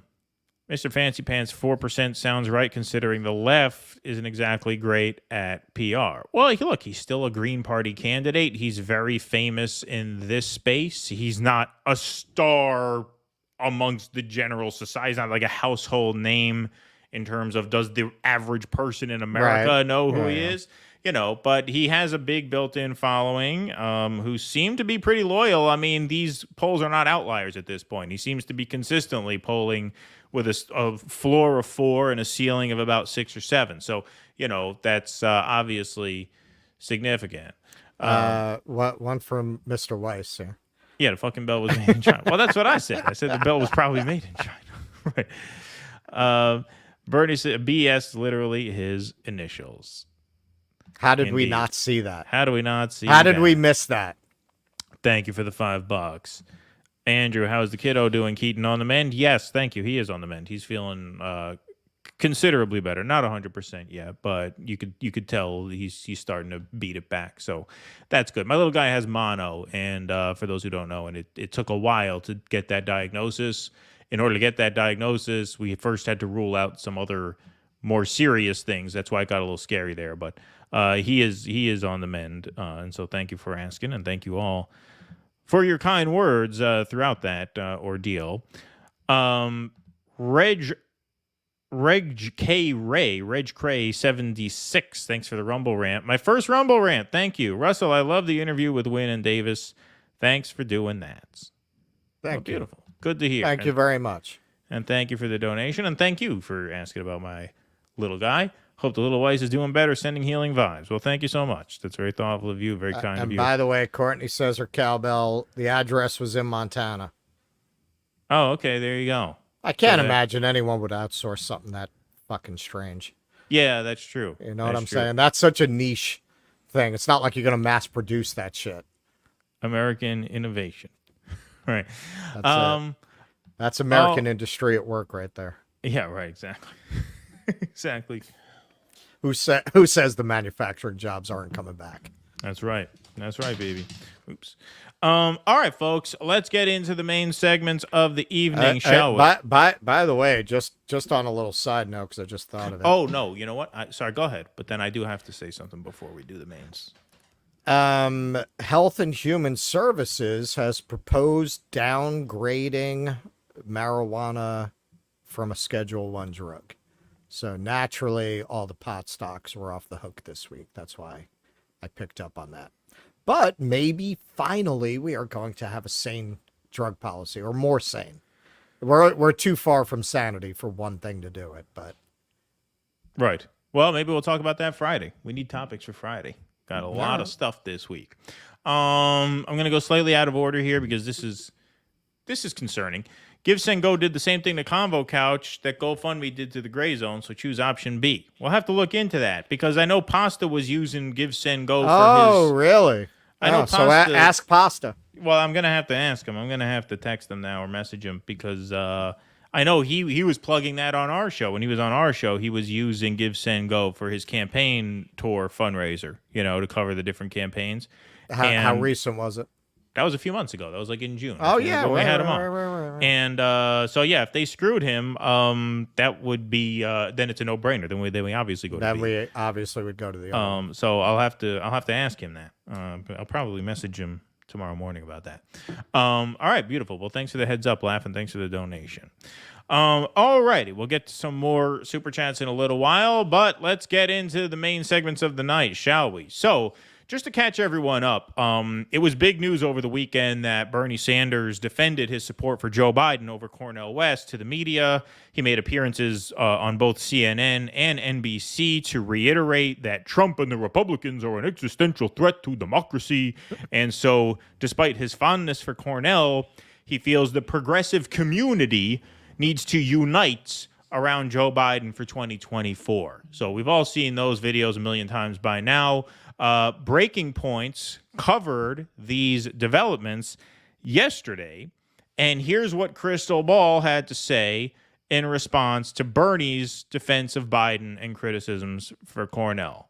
We're going to stop and start quite a few times, just a heads up. Yes, one part I actually agree.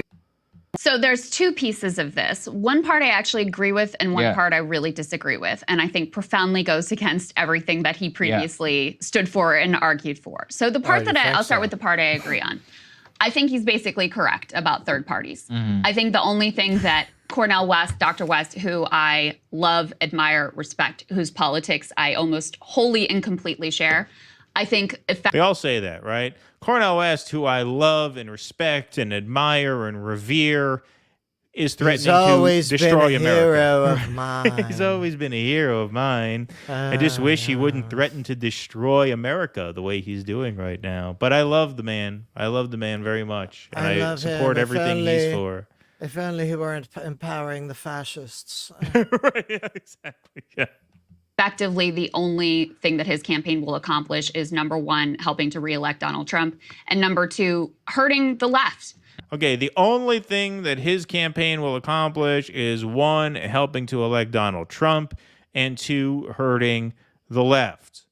First, buying into the idea that the Green Party takes votes out of the Democrat column, more so than it simply opens up the process to people who would rather not vote for anyone or who would stay home in absence of a Green Party which she knows. Option, which she knows. She's made that exact point in the past. So she knows that the spoiler argument is mostly bullshit. That's not to say there are no voters who would have voted for Biden if not for Cornel, but we know that that is, for the most part, not the case. And number two, hurt the left. So yeah, what left? Did you want to say something about that? What left are you talking about? Like, it's such a clown show at this point. It's going to hurt the left. What left are you talking about? The sunscreen left? Right. Cowbell left? Right, like, exactly. what left? The left that has done absolutely nothing? And you can see how desperate they are to find something positive about what Biden did. I think that wasn't in this tape. I think it was Kyle talking about Afghanistan. No, she gets to it here. She gets to it here. Oh, yeah, Afghanistan. What?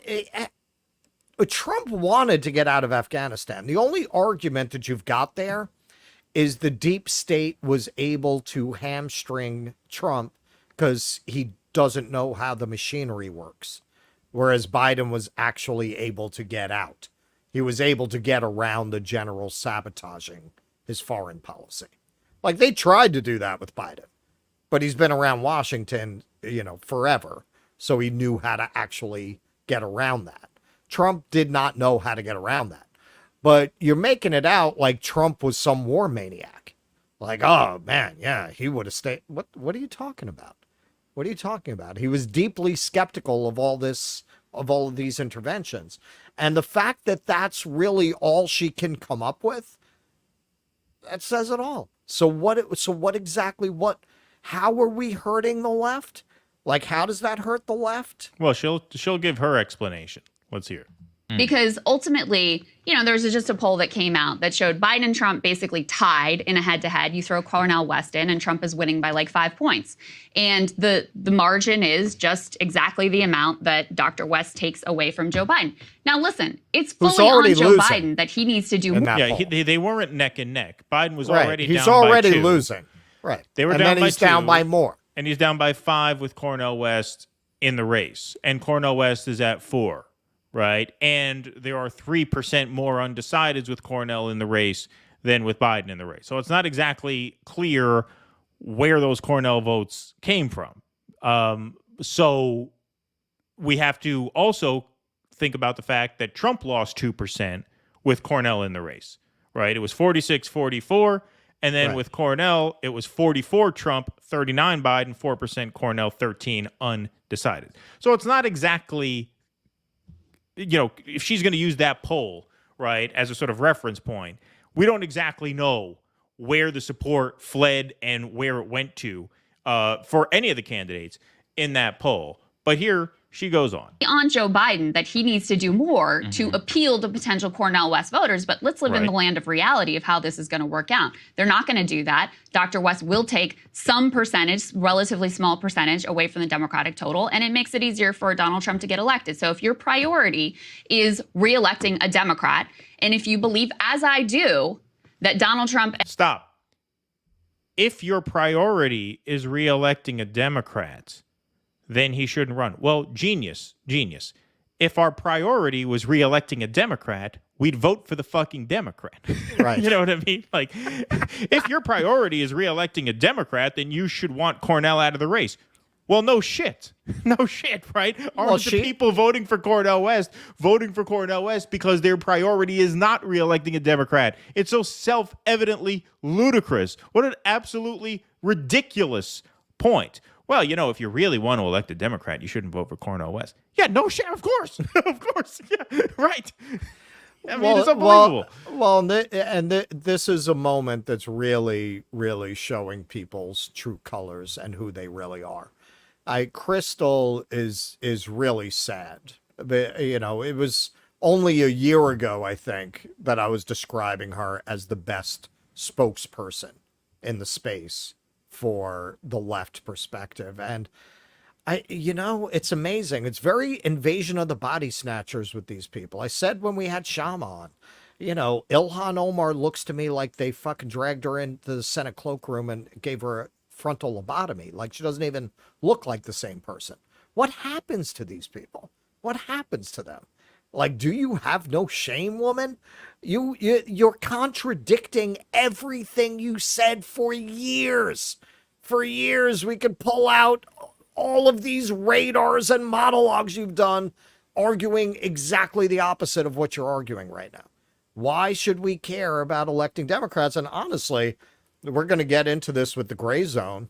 I think that's part of it. I think they're at a level where if they really turn around and start talking that kind of shit, they don't want the system to turn on them, man. They don't want to start getting debanked. And, those people don't play.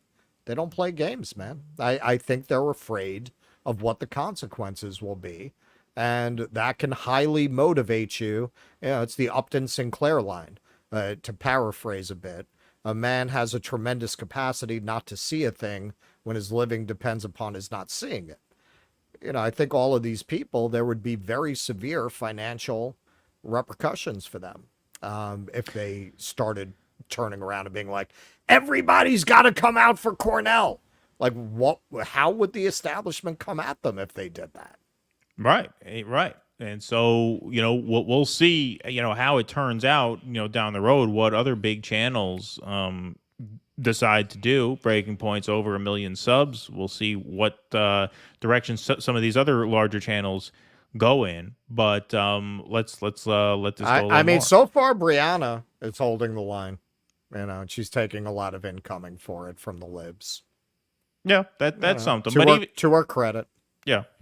And Joe Biden are not equivalent, that Joe Biden has been better in particular on economics, but also with things like the withdrawal from Afghanistan, then... So Russell got into the Afghanistan thing earlier, obviously. Yeah, I think it shows you how thin the positive case is for Biden. Right. That's what you... the country we left like a fucking drunk stumbling out of the bar at 4 a.m? Right. That's the positive case. Literally falling out of the sky because they were dangling to an airplane trying to flee with the airplanes that left. So you had people literally falling out of the sky. And of course, now with the sanctions we're putting on Afghanistan, we're starving people of Afghanistan. You might even be able to make the case. I don't know what the numbers are, but you might even be able to make the case they were better off during the war than they are now. Because now I think half of Afghanistan is hungry. It's some outrageous number like that. But hang on, but we cared so much about the women and girls. Do you mean we're starving them now? Right. Yeah, exactly. We had to not leave Afghanistan for the women and girls. Are you saying we never really gave a shit about the women and girls? Sounds like it to me. Folks, got 900 in here. Big crowd. Let's try and get to 12,000 subs by the end of this show, shall we? I think we got to be pretty close. That would be nice. We started out at send 11. me off with 12,000. We're at 11,995. We literally need 5 of you guys to hit that subscribe button who have not already. There's got to be 5 of you unsubscribed who can hit that button now to get us to 12K by the end of the night. Let's keep going here. Makes it more likely that Donald Trump gets reelected. And the reason why I say I think it will ultimately also hurt the left wing and left principles, if that's what you care about, is we have the model of 2016. Look, the theory in 2016 with Jill Stein was if we withhold our votes from the Democrats, and that's going to force them to the table, we're going to have a voice in the room, they're going to have to come to our side. No, that's not what they did. Instead, they demonized anyone who would have even considered Jill Stein. They used it to demonize the left. They used it to undercut any sort of leftward push. And so while I would love to imagine that that theory of the case would work out, we've seen the reality, and that is not what happens. All right. Now, I have to break down what she's saying here. They get mean. They say mean stuff. Well, when you don't vote for them. It's worse than that. Yeah, I have to break down what she's saying. What she's saying here is that the people who withheld their vote in 2016 and voted for Jill Stein, several of them did so. I can't say most, but a lot of people did so thinking that they were going to teach the Democrats a lesson. If we withhold our vote and we vote for Jill Stein, the Democrats will learn the lesson that they have to move left to win our votes again in 2020. And as she says accurately, they did not do that, right? Mm-hmm. So that is true, what she said there. The critical mistake that she makes is that she assumes that what we want as Green Party voters is a seat at the table or a voice in the room with the Democratic Party. Right. No, we don't want a seat at the table with the Democrats. We don't want a voice in the room with the Democrats. We are not trying, this is the key thing, we are not trying to influence the Democrats. We are trying to break the Democrats. We are trying to destroy the Democrats. Do you understand? So you're correct. Yes, anybody voting for Cornel West thinking, well, this is going to teach Democrats a lesson and they're going to nominate a progressive in 2028. Yeah, they are way off base. But that's not who you're talking to at this point when you're talking to Cornel West voters. Cornel West voters are voters who want to go to war with the Democratic Party. That's why we're Cornel West voters. We're not trying to teach anybody a lesson anymore. That's over. That's over. We've done that already. We've done that twice. And so what she says there is not wrong in its premise, but she's wrong in the follow-through, thinking that we have any interest in reforming the Democratic Party or teaching Democratic voters or Democratic leaderships lessons about how they have to be more progressive in the future. No. The goal here is to break them. Voting for Cornel West is how you break them. Wasting time in a rigged primary only to concede and endorse Biden in the general, which is what she wants Cornel West to do, that's not doing anything. That's doing nothing. Well, in the end, with all these people, what you're seeing is all of this was never anything more than a pose because it doesn't really make a difference to them. Krystal doesn't need health care.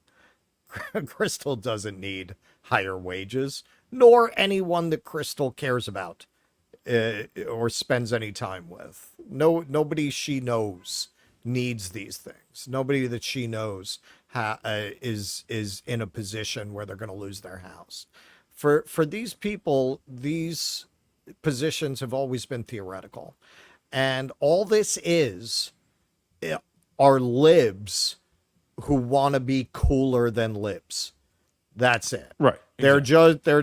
It's they did a very interesting study in the 60s, and they found that the two sectors of society that had the most in common ideologically were the hippies and their parents. They answered questions in a poll most closely in terms of their values, their aspirations, their beliefs. It's the same thing. They're just libs for whom, being an MSNBC lib isn't cool enough. So they decided to go be like a Bernie Sanders lib. But once shit got real, Once it turned into, well, clearly the Democratic Party is broken beyond repair and we have to fight it. Nah, that gets you kicked out of the Lib Club. They're not going to go there. Exactly. Their parents, their grandparents, their aunts, their social set.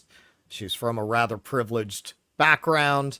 They can all accept this. This is fine.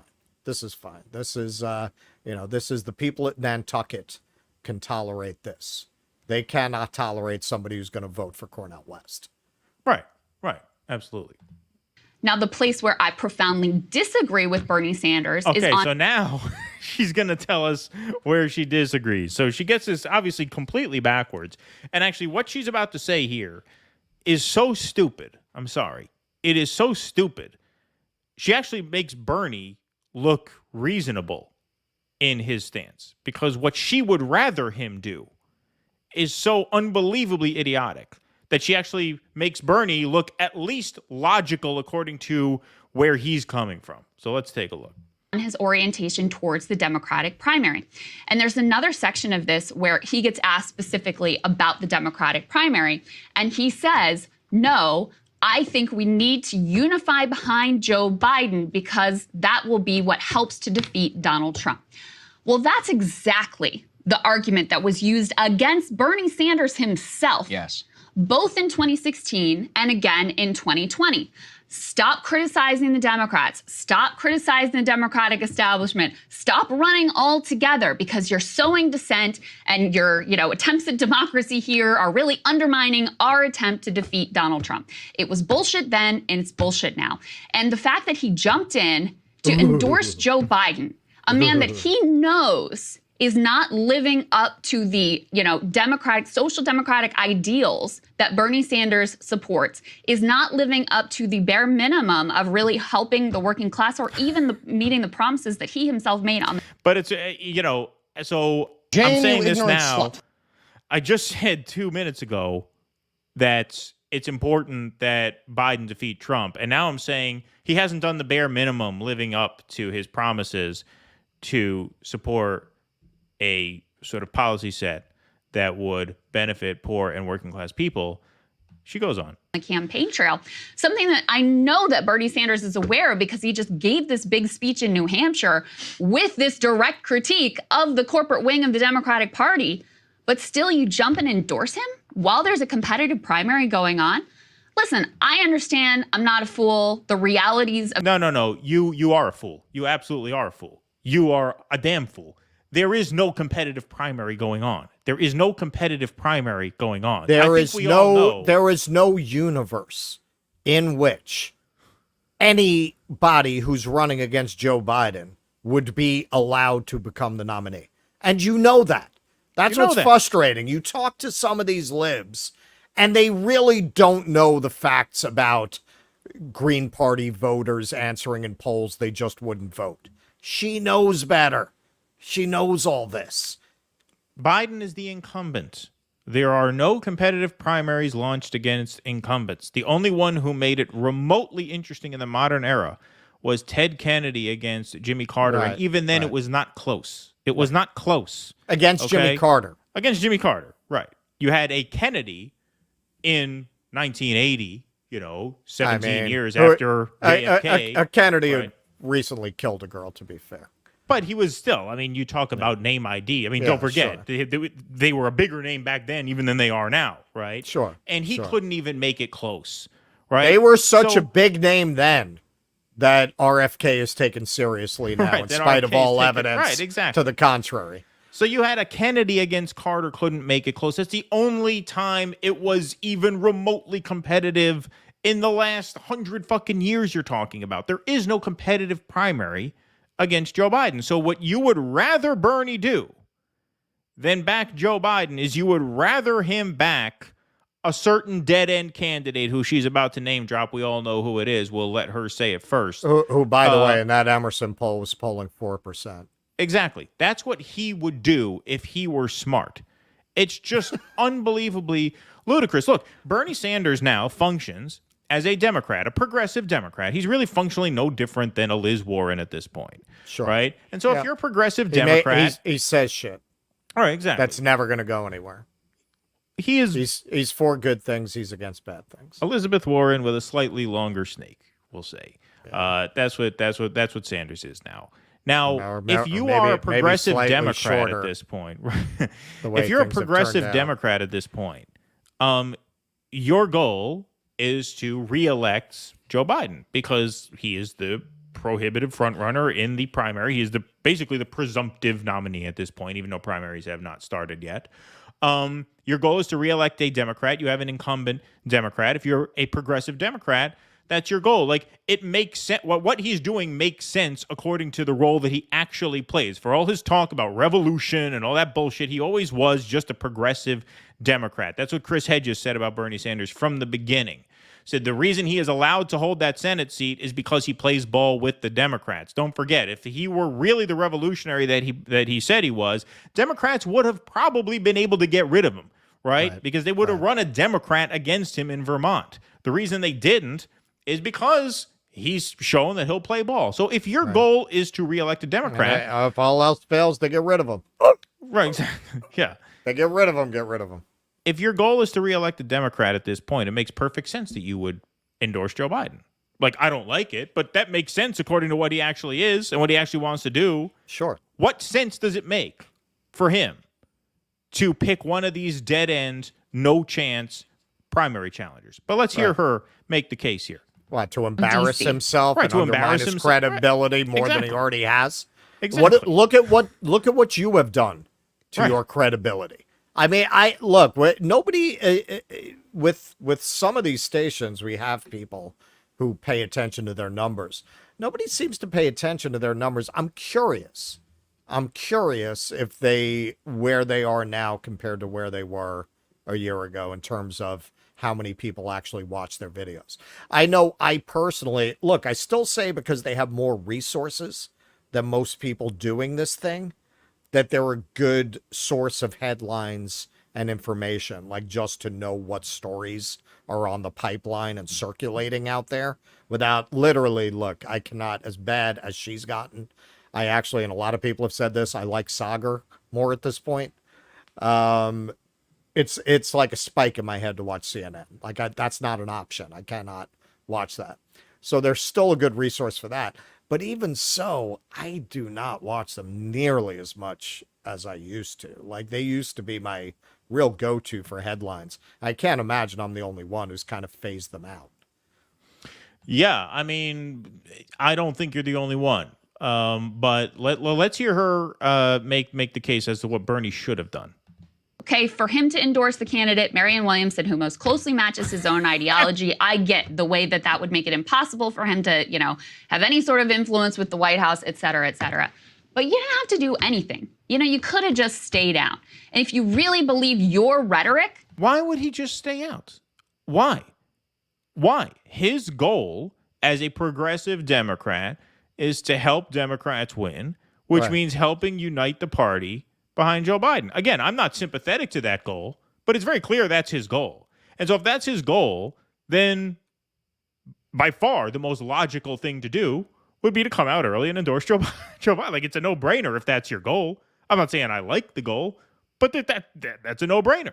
She's saying, why didn't he stay out and why? Oh, I understand if he endorsed Marianne, that'd be too much. But why couldn't he just keep his mouth shut? Why should he keep his mouth shut? So that Marianne Williamson could tease a possible Bernie endorsement all year so that you guys could continue to grift off of her campaign by making it sound to more people that there's some chance? Why would he keep hope alive for a hopeless campaign? What to whom does he who does he owe it to do that? Why would he do that? So this is what I mean. She has it completely backwards. Bernie did a shitty thing, and she defended what was shitty about what he did, and now she's criticizing what was rational about what he did, right?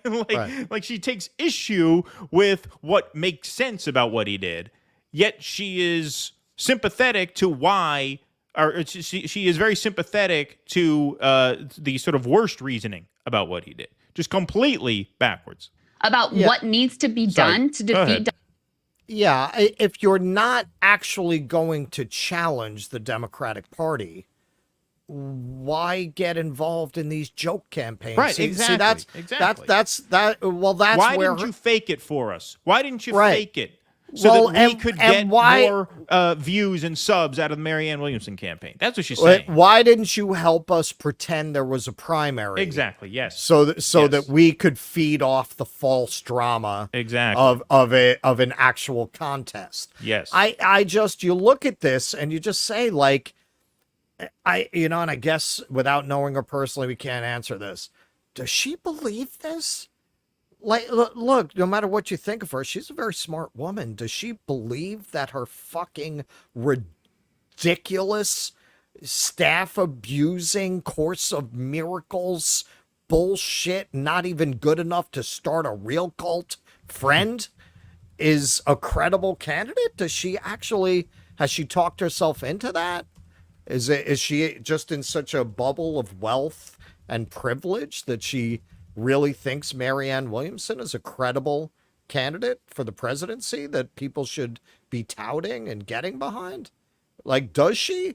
Or is she just purely trying to, at this point, to save her credibility by pretending it was a good idea all along, only they got betrayed by the Bernie Sanderses who should have gotten behind it? Like, is she just trying to save face at this point? That seems like the narrative she's going to try and spin. But let's let her finish. This is only a few more seconds. To just stay down. And if you really believe your rhetoric about what needs to be done to defeat Donald Trump, then actually you would endorse and fight for Marianne Williamson, because she is the person who is carrying the mantle of his political project. If you really believed in your rhetoric, you would have endorsed Marianne Williamson. Marianne Williamson recently had 7, not 1, not 2, not 3, 7 ex-campaign staffers publish a letter which Jen Dyes put out on her Substack saying that not only was Marianne Williamson a nightmare to work for, but that Marianne Williamson has no interest in even getting on the ballot in enough states to win the Democratic primary. You had a letter signed by 7 former staffers at great personal risk to themselves because they were breaking the NDAs by talking like this. That's why they didn't reveal their names. But if it ever comes out who they are, they could be in some legal hot water. They leaked to the press that not only is she a nightmare to work for, but that she has no interest in becoming the nominee. She is not interested in doing the legwork to get on the ballot, i.e., signature collecting, petitioning. You know why? Because you can't get invited on podcasts sending people out to get signatures. That's the less glamorous part of campaigning, right? She's not interested in making those investments. So you're telling me he should have endorsed a candidate who has made clear to her own staff, so much so that they, at great personal risk to themselves, leaked a letter to the media saying this is not a real campaign, this is a giant grift. That's what Bernie Sanders should have done, as opposed to endorse Joe Biden. That's what he should have done. That if you want to make a moral argument as to what Bernie should have done if he were for real, if Bernie Sanders were for real, Cornel West. he'd run as an independent in 2016 if he were for real. At this point, if you wanted to save face, you back Cornel West, if anybody. Right. She's pissed that he didn't back Marianne Williamson, who's not interested in getting on the ballot. She has no interest in becoming the president. It is a vanity campaign. It is a book tour campaign. That's not my words. Those are the words of people who worked for her. 7 people who worked for her. Not 1 or 2 disgruntled ne'er-do-well. No. 7 staffers said that. So how you can come on here and say that actually the appropriate action for Mr. Sanders to have taken was, if you really believed in what you're saying, you'd have endorsed Marianne Williamson. Just mind-boggling. I'm sorry. That is one of the top 5. That maybe not number 1. I don't know. I don't have him ranked in my head right now. That's got to be top 5 dumbest monologues in this space in recent memory. Yeah, not only that, when you look at what staffers who have spoken anonymously because of the notorious NDAs that Marianne slaps on the people she works with, it's very consistent with the kind of abuse people in cults experience. It's very, they all warn people, don't get involved in her campaign. It was a nightmare. I went in so hopeful. I believed in her. A lot of them had read her books and been inspired by her books. And you just don't get that kind of consistent account. Again, not this campaign cycle, not last campaign cycle, 30 years. 30 years of people telling the same story. And again, Krystal has to know this. She has to know this. And what? You're just not going to tell people any of this, or you're going to pretend that none of this went on? Yeah, no one in that Marianne sphere has ever even acknowledged that letter. Not Kyle, not Krystal, not the Vanguard guys. The Vanguard guys said, "Oh yeah, we'd be interested in looking into it." Never did. Right? Right. No one. Right. No one. Right. Look, it's one thing if you want to say that, yeah, a lot of politicians are lousy to work for, and we don't really care if you're a hard ass to work for. We're backing you anyway because of that. I mean, look, that's fair enough. To ignore the accusation that she's not investing in ballot access, that is malpractice. I mean, because what you're doing is you're funneling people into a campaign that's not a campaign. Yeah, she told people it's mythical stuff. And that's easy enough to look into. Look at if there's an effort to get on the ballot. How many volunteers does she have? With this stuff about abusing the staff, okay, that's hard to look into, right? It's their word against hers. You can look into that. Have they done it? They don't seem to be curious about it in the slightest. And I've seen lately, I mean, she's just tweeting and doing these podcast appearances. Like, what is she going to do? She's just going to keep this fake campaign running all year? Like, isn't anyone going to fucking ask her eventually what ballot she's on? Like, I would think that's going to come up as you get closer to February, right? So what efforts are you making to get on the ballot? Like, isn't anyone going to ask her this? Yeah, no, just it's amazing. It's amazing. Like I said, that was such an inane monologue that you would actually make Bernie look good where he was bad and look bad where he was good. Look bad where he at least makes sense. Not it was good.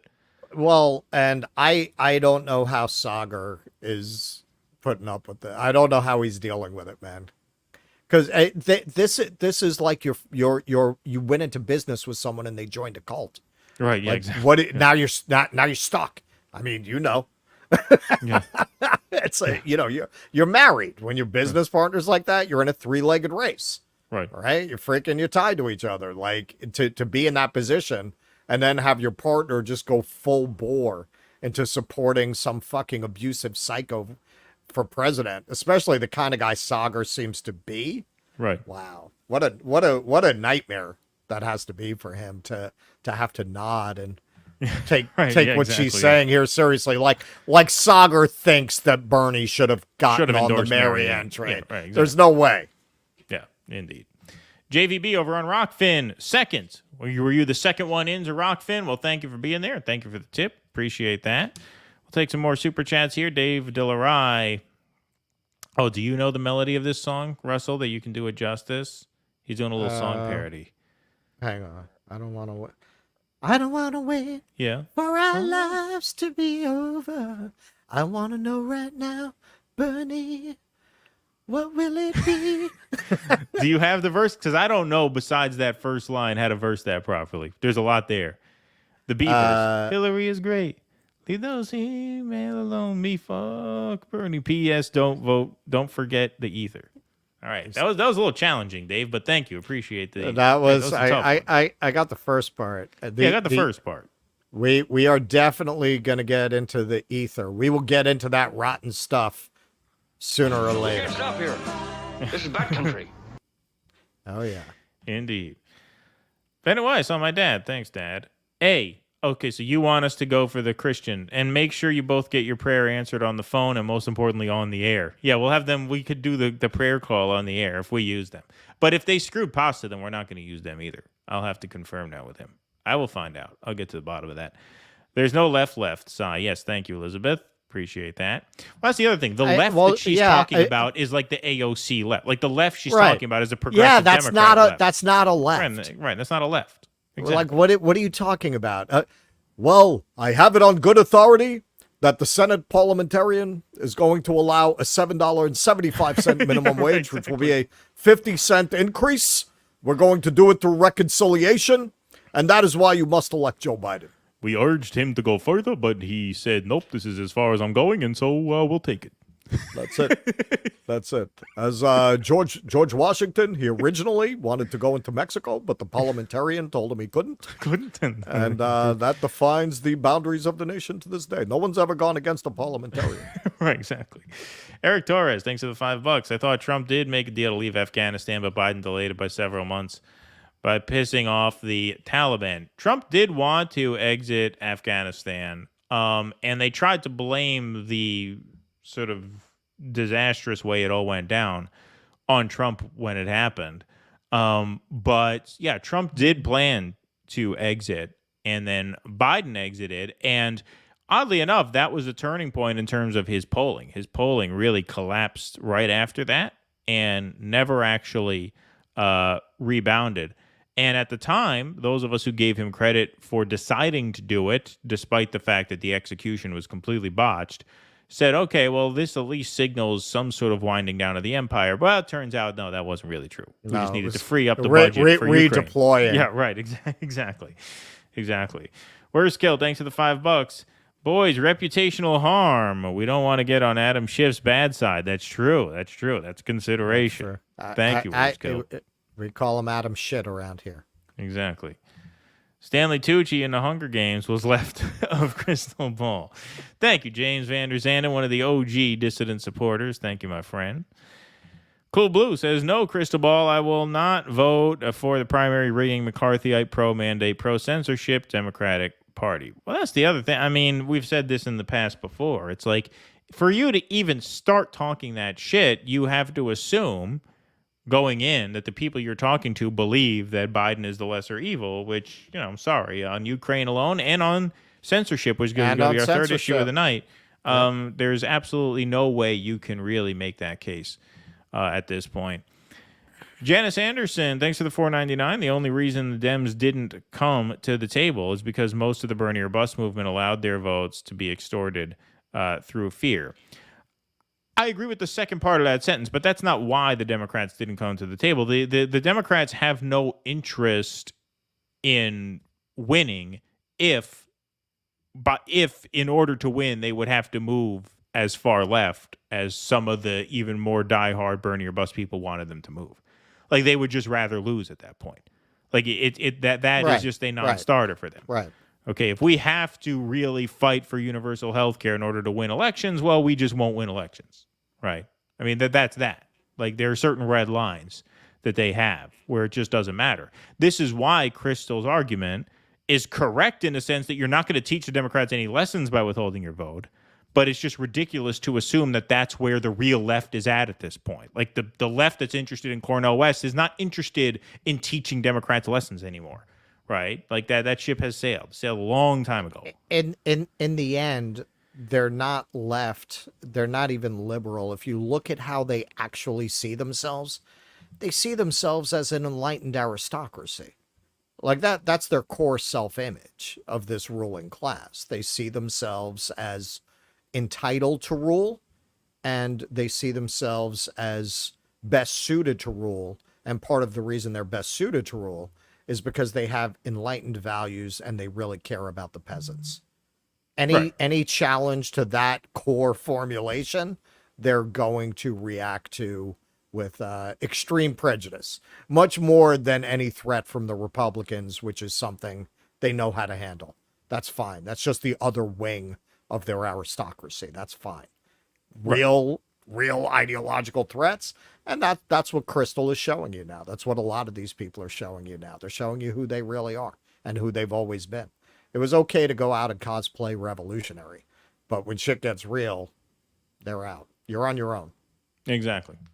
No doubt about that. Tusker, thanks for the $2. The comments on this video are hilarious. Yeah, I haven't read the comment section of the Krystal video yet, but I will take a look. I'm sure that's got to be one of the worst ratios they've taken since probably the RFK thing. would be my guess. Black Freud, thanks for the $5. Appreciate it, my friend. Hi, instead of leftist or progressive, how about calling ourselves the workers' movement? No ambiguity there. Honor labor. I like that idea. I think that's a good idea. That's a very good idea. Yeah, absolutely. Dwayne Vogel, member for 2 months. Thank you, Dwayne. Sagar is Krystal's employee. Is he? Like, I don't know what their I've heard some arrangement is. points. I've heard people chirp about that, about how they structured that, where, maybe, they're not both owners in the Breaking Points thing, because they were on the Hill, obviously, and then they broke off and did their own thing. So I don't know.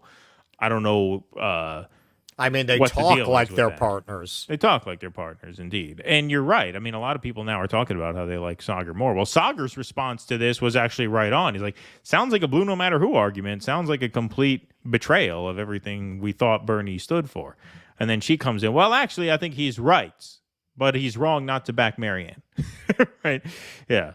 Wow. All roads lead back to Marianne. It's always a matter of time. It's only a matter of time before Marianne comes up in those conversations.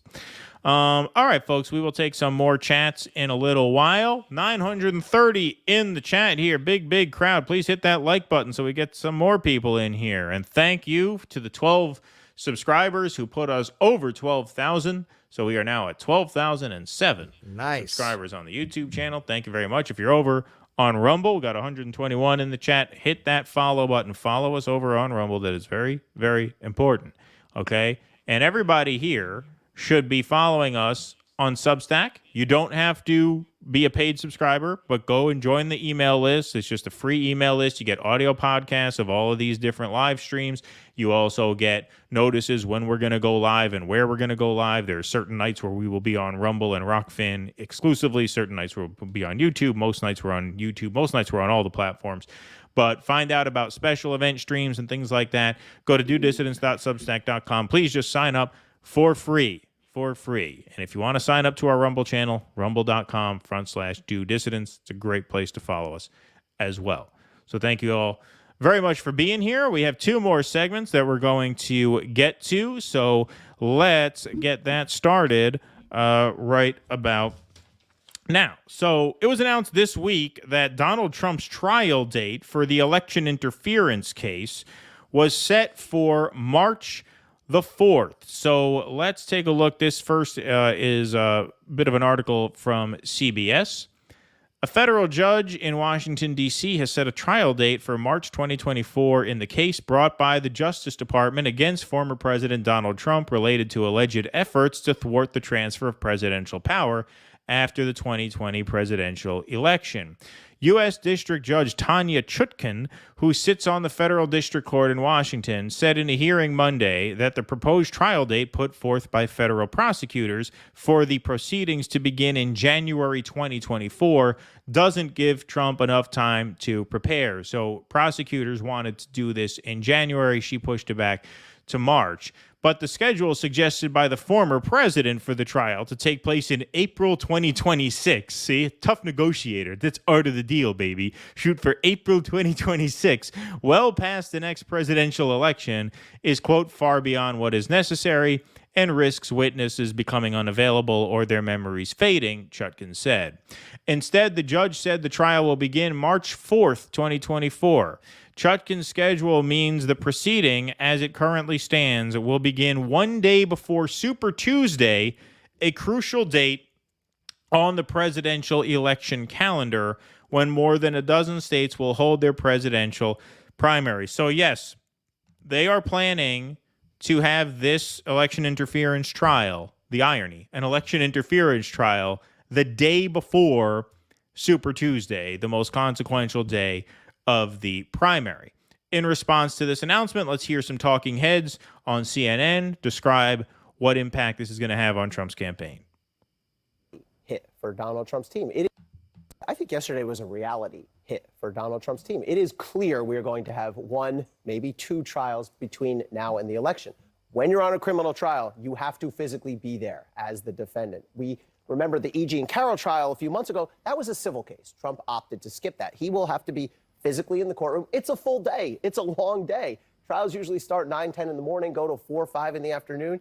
He will be in D.C. He will be in Florida. And so he will be physically off the campaign trail. And I think it'll be really interesting to see from a political perspective, how does that play? Because presumably he'll be getting wall-to-wall coverage, not the good kind when you're a defendant in a criminal case, but presumably he's going to get a ton of media coverage, but he's not going to be out there at rallies. He's not going to be able to go not door to door, but, you know, shake hands with people and be mixed in with the normal type of campaign activity. I don't know how that's going to play ultimately.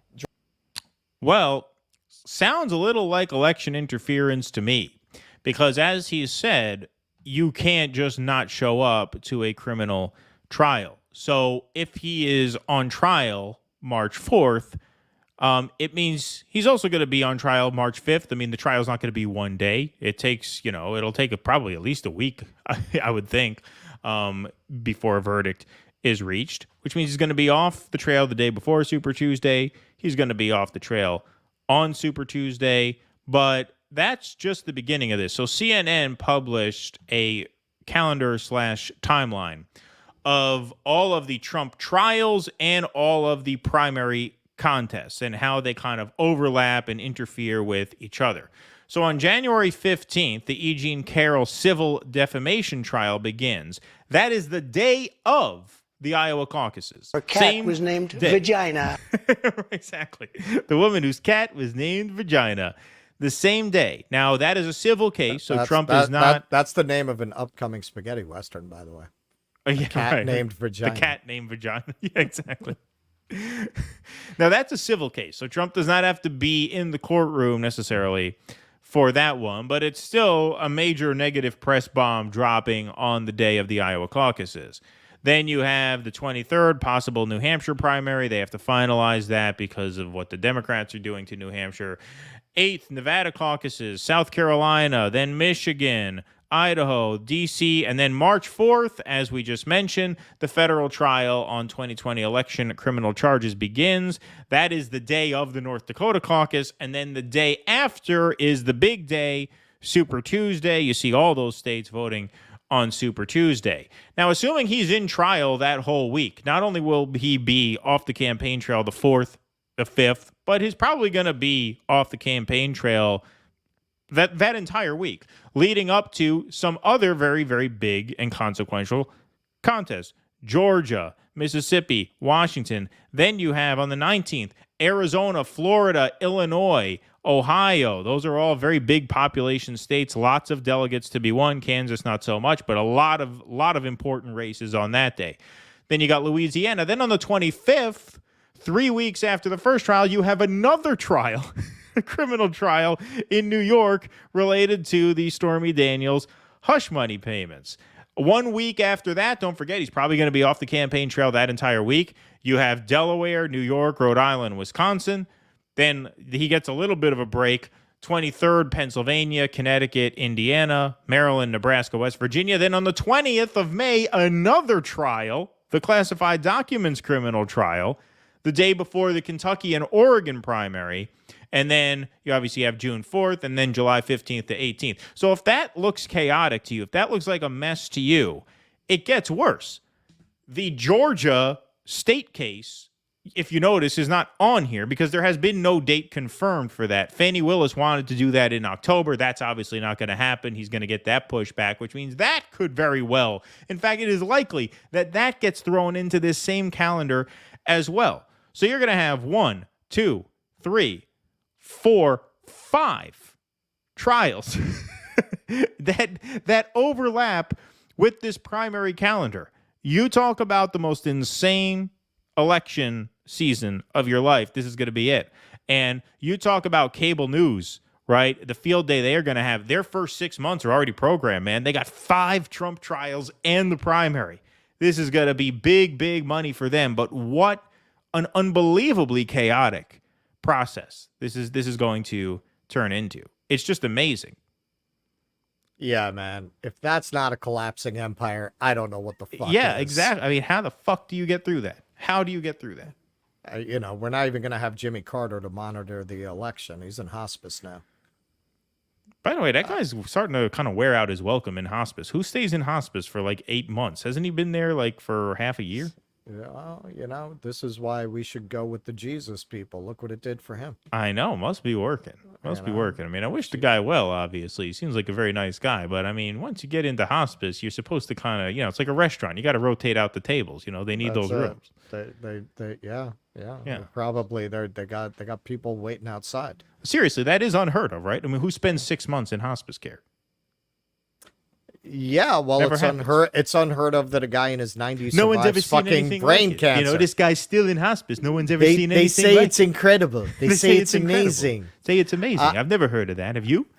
I mean, this is why when you look at this, I'm sorry, man. Like, anybody who's sitting here being like, oh, look at Trump's polling before they do this to him. He's got the nomination in the bag. Listen, you could say nobody's ever had the numbers that he has right now and not gotten the nomination. That's true. Nobody's ever done this. Nobody's ever been on trial week after week after week after week during the primaries, man. Like, if one of these trials runs long, he's not going to be able to make the next trial.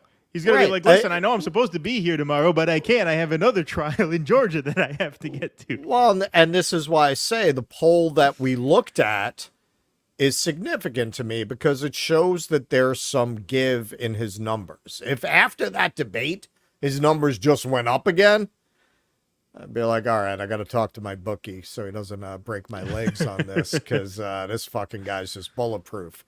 It tells me there is some play in his numbers. And that being true, yeah, I'm sorry, man. Like, I'm not buying it. I'm not buying it. I am just not buying that this fucking guy could be in court every other week. And it's not going to hurt his numbers because it's not like you got a bunch of Mitt Romneys running. You got people that would be acceptable to the non-Romney, the non-Lincoln Project Republicans.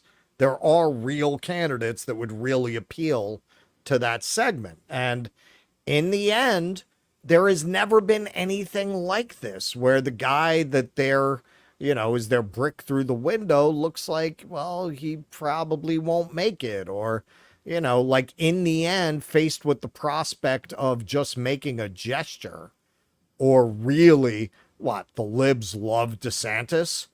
The libs love, okay, fine, Ramaswamy. The libs love Ramaswamy. Like anyone from that, anyone but Nikki Haley that you put up there is going to drive the libs crazy. Like, it's not like you only drive them crazy with Trump. Now, I will grant you, nobody drives them. But the ones who have a shot, like Ramaswamy. No, I'm sorry. I said anyone but Haley. Oh, okay, anyone but. Oh, okay, got it. All right. Haley, they'd be dancing in the fucking streets. They probably vote for her over Biden. They probably vote. Frankly, it's true. It's true. A lot of those suburban women, they'd go right to Haley. Yeah, she's a warmongering girl boss. The Hillbots. Yeah. And they love that because their media sells it to them. We can have differences of opinion like Liz Cheney. I don't agree with her on everything, but she's an honorable woman. And, I didn't like her father when he was vice president, but I'm realizing now. Those fucking people, they'll be all over fucking Nikki Haley. No. But, it's not like Ramaswamy, DeSantis. They'll drive the libs crazy. It's not like they're going to be thrilled, especially DeSantis. I'm sorry, man. Like, DeSantis gets a lot of press from the libs. Oh, yeah, they hate him. Sure, of course. They hate him. So it's not like you can only fulfill that with Trump because everybody else is Chris Christie and Mitt Romney who's running. They have options. And when you look at what that's really going to be, once they actually are faced with the prospect, well, do we go for somebody who could actually serve from outside of prison, who could actually serve 2 terms, who actually has, in the case of DeSantis, a track record of doing these things? Or do we, as a gesture, go for this guy who's being prosecuted on 4 different charges during the primaries and can't, show up to stadiums? Like, is that desire to rebel against the system by voting for that guy when there are other options that the system won't like. Is that strong? We shall see. My theory of the case from the beginning has been I'm not buying it once the rubber meets the road. People can say any shit they want in July. Well, the other thing is in New Hampshire, the Secretary of State is now hearing arguments as to why he should bar Trump from the ballot based on the 14th Amendment. Was it the 14th Amendment? What was it? Yeah, that's what it was. It was the 14th Amendment. Talking about how, once somebody has engaged in insurrection, they're no longer eligible. So they're talking about maybe kicking him off the ballot in New Hampshire. This is what we said earlier a few weeks ago. I'm still very bearish on DeSantis, but I do think, there's a case to be made that the deep state will simply not let him win. And when people hear that, obviously their minds go to a certain place, which we won't get into too much detail on here. But beyond that, they have other things they could do. This calendar is part of that, right? When you talk about they will not allow this guy to become president, there are some people who think Trump can win the election from jail. No, he can't. The normies are not going to vote for a guy who's in fucking prison for president. Right. You're not getting over 50% from fucking prison. You're not getting over 40% from prison. The normies still dominate the electoral politics space, right? That's another thing. And you've always said, well, if he's losing to Biden in the polls, that could change things. Well, do we really believe he's going to be beating Biden in the polls as it stops being just kind of theoretical and funny and, end of empire, Vegas floor show kind of a thing, and it's really this guy going into court every other week? Do we really believe his numbers are going to hold up under those circumstances? I don't.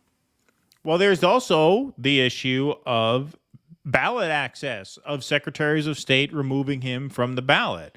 I mean, don't forget, now you have, because he fucking opened his mouth too much in the midterms, the Democrats actually kept a lot of state houses that they shouldn't have been able to keep, right? But Trump had to go and, put forward these ridiculous candidates, right, for Senate, for governor. They all fucking tanked. Now you have some Democratic secretaries of state who might just say, we're taking him off the ballot, citing the 14th Amendment. Fuck you. Don't think they can't do that. They will try everything in the world to stop him. And if we believe that the deep state, as Trump himself no doubt believes, as the MAGA movement themselves no doubt believe, if we believe that they are as powerful and as dangerous as we say they are, then they can make sure this guy is never president again. And I'm not talking about the ultimate solution. I'm not even going there. I'm not saying they wouldn't do that either. But I'm saying they don't need to. There are other things they can do to make it damn near impossible for this guy to win. And they're going to try every single one. And the question is, does he have the support to withstand that? That's a very open question in my view. Because if there's a lesson I learned in 2022, do not underestimate the normies come November. They come out. And no, he's not going to win from fucking jail. So if they nail him on anything, he's out. That's it. He can't win. At that point, you have chaos in the Republican Party. And this calendar is designed largely to create that chaos, to sow that discord. Because at this point, yes, Trump has a big enough base where even if you don't think he's going to win the primary, Trump loses the primary at great expense to the Republican Party, right? A Trump defeat really fractures the party because there's going to be a considerable number of voters who will not fall in line behind the nominee because they're going to feel totally robbed, right? So when you see a calendar like this, yes, it is election interference. Yes, this is part of the permanent state's effort to keep him out by sowing discord within the Republican Party and potentially knocking Trump out of contention altogether. Even if he gets acquitted in the election interference case, which I suspect he probably will, who knows there aren't some fucking Democrat secretaries of state who say, well, based on the evidence we've heard, we still think he's guilty, and so we're kicking him off the ballots because we think he incited an insurrection and the Constitution allows us to kick him off the ballot for that reason.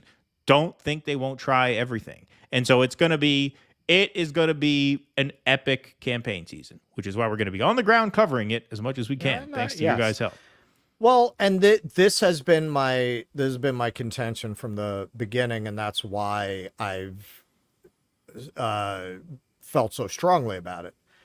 In the end, yeah, suppose his poll numbers do hold up. I don't believe they do, but suppose they do.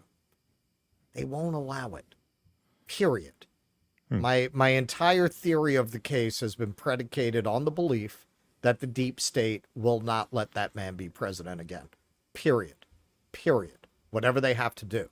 And if you look at that, that tells you that they're gonna do what they accidentally scheduled a trial for the day before Super Tuesday. That is how far they're willing to go.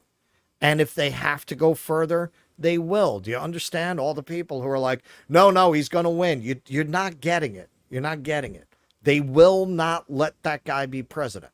Even if you think all things being equal, he'd win, all things are not equal. All things are not anywhere close to equal. They're not they got taken by surprise last time. The New York Times was calling it 90% for Hillary Clinton the day of the election. They never saw it coming. Now they see it coming.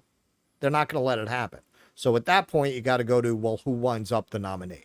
It's because it will not be Trump, in my opinion. I don't think they'll let that happen. I think he could win the nomination and to just be totally sandbagged, thrown off of ballots in the general. You know, he could win the nomination and then they could just make it impossible for him to win, and Biden could win again. Biden could absolutely win this election. I mean, the people say that's impossible. No, it is not. Between their vulnerabilities on abortion and between all the legal shit with Trump and all the guardrails are going to put in his way, all the obstacles, it's not inconceivable at all Biden wins. I don't think so. I think it's close to 50-50. That's what Nick Cruz says. I think he's 100% right. I know I unfortunately wasn't able to make the post-duopoly this week, but I did watch it. And he said, don't underestimate the Republicans' ability to fuck things up, and don't underestimate, the power of certain things going Democrats' way. And I think that's right on. And Corn Pop was a bad dude. Yeah, right, exactly. All right, let's break out that cowbell for Dan Richmond. How about that? 99.99. Snap. Thank you, my friend. That's very generous of you. No doubt in my mind, the media and DNC want Trump to be the GOP nominee. Of course, he's good for ratings and is the only candidate Biden can beat because Trump drives Dem turnout. Yes, he's the GOP Hillary. Yes, love the show. Mega dildos. All right, thanks for that line. Is that the next gift we're having? Is that the next? Right? Is that what you're having sent here? How much are you gonna have to donate for us to break that out? Right, exactly. You're absolutely right. The media and the DNC absolutely want Trump to win. There have been a couple Republicans who are now calling for Trump to withdraw from the race. I think Asa Hutchinson was one of them, and maybe one or two others. But notice no Democrat has actually called for him to withdraw from the race because they want him. They want to run against him. They're saying that out in the open on MSNBC, the Democrat analysts or whatever. They're saying, no, they need for Trump to be the nominee because he's the only one who they feel like they can beat. And he's good for ratings, yes. And he does drive Democrat turnout. He has very, very high negatives. So, that really helps an unpopular incumbent. So, yeah, look, if I had to bet right now, I would say Trump is going to win the nomination, but they're going to make it impossible for him to win in November. They're going to get the Republicans gassed up to nominate him, and then they're just going to throw the kitchen sink at him.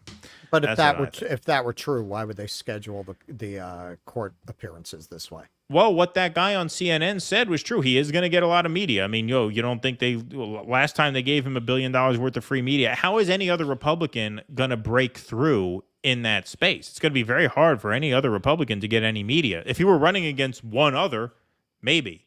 But he's running against now 9 or 10 others. And so unless they do a Monday Night Massacre in the Republican Party like they did in the Democratic Party and said, okay, we need everybody out, so it's either going to be Ramaswamy or DeSantis, then at that point you might have a race. But as long as the field is that divided, there's not going to be an opportunity for one of those 10 other candidates to break through and get the momentum necessary to actually beat him. So, like I said, it's going to be crazy. I mean, it's going to be epic. It's going to be really, really crazy. And if they do pull any shit in New Hampshire, then New Hampshire is going to be really crazy because then you're actually going to have an open field there. where a non-Trump candidate wins. And that'll make my job very interesting as our New Hampshire correspondent. We're gonna be right in the middle of that shit. Yeah, right in the middle. Keaton is skeptical, although maybe less skeptical now. I haven't asked you. I believe we're gonna have a primary to cover in the second half. Like, I don't think it's going to be over after Iowa and New Hampshire. I think we're going to have a Super Tuesday to cover. Well, we might have a Super Tuesday to cover because of the trial, because it might just be interesting to see how that affects things, right? And it is going to keep Trump off the trail for a while, so we'll see. Jennifer Williams, thanks for the $4.99. The same people who laugh at Vivek being the nominee are the same people who tout Marianne. Just make it make sense. Yeah, I mean, I think Ramaswamy has a long way to go. He's certainly angling for the alternate to Trump. You know, he's certainly trying to position himself to be the alternative to Trump if Trump just is disqualified.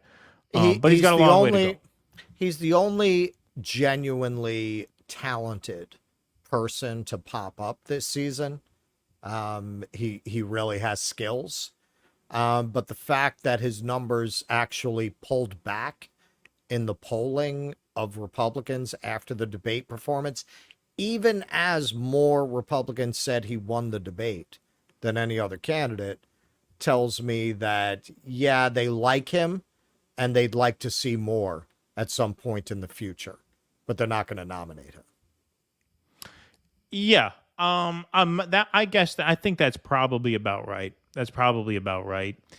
And even Ramaswamy, I mean, yes, he has skills in the way that Pete Buttigieg has skills. People have compared him to Mayor Pete. He has more skills than Pete Buttigieg. He's with the you know what? You know what's really funny to me about Ramaswamy?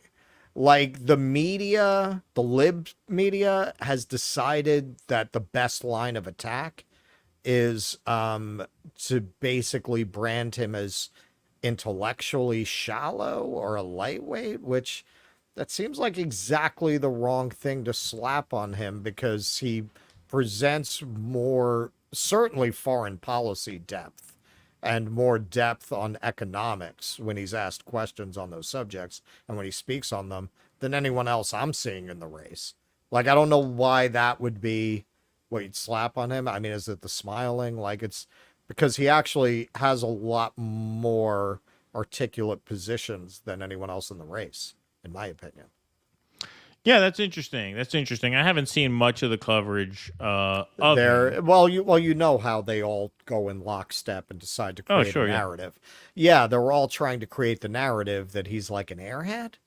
That just seems like a really dumb tack to take with him. Because you listen to him speak for 5 minutes and you're going to say, what do they mean by that? Right. Jennifer Williams, thanks for the $1.99. At least Vivek is against Ukraine, unlike Marianne. Well, yeah, he's to her left on that. He's very hawkish on the China-Taiwan thing, which is scary, because he seems like the only person who's actually saying, no, we actually are willing to go to war over that. Which, but he's not exactly hawkish. I mean, he's basically saying, as president, I am going to ramp up our microchip production so that we don't have to give a fuck about this anymore. And then we're gonna leave. Well, that's one thing. But he's also gone as far as to say, we will defend Taiwan, in absence of that or in the interim. And I mean, look, that can get a little mashugana there. Black Freud, thanks for the $5. Glad you like the workers' movement idea. Let's own the narrative. I do like the workers' movement idea. Damn right. Absolutely. Damn right. Thank you, my friend. All right, folks, we have one more segment to do. Awkward timing, isn't it, that we just did a GoFundMe the past few weeks, and now GoFundMe couldn't believe that timing. Yeah, I mean, who could see that coming? GoFundMe has now become public enemy number one of this online left space for defunding, basically, the Grayzone. And Max Blumenthal wrote an article about this on the Grayzone site, so we'll read some of this now. The Silicon Valley-based crowdfunding site GoFundMe has informed the Grayzone that it has frozen all money raised in our recent fundraiser, quote, due to some external concerns. Our initiative was devoted to providing independent journalists Wyatt Reed, Kit Clarenberg, and Alex Rubinstein with long-term positions. On August 19th, when we demanded to know why GoFundMe had refused to authorize the transfer of funds we raised, a member of the site's trust and safety team, sound familiar, identifying themselves simply as Sabrina, emailed the Grayzone the following statements. Our number one goal here is ensuring that the money from GoFundMe fundraisers always gets to the right place, so we really appreciate you helping us to make sure GoFundMe is a safe place to give. That's copy pasta. That's a generic copy and paste response. Due to some external concerns, we need to review your fundraiser to make sure it complies with our terms of service.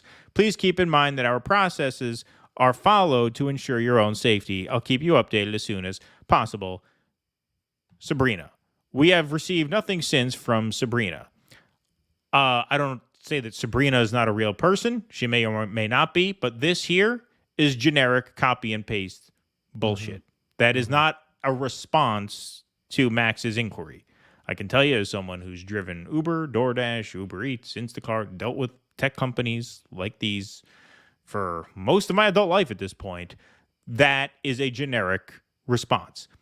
The amount in question, by the way, $90,000.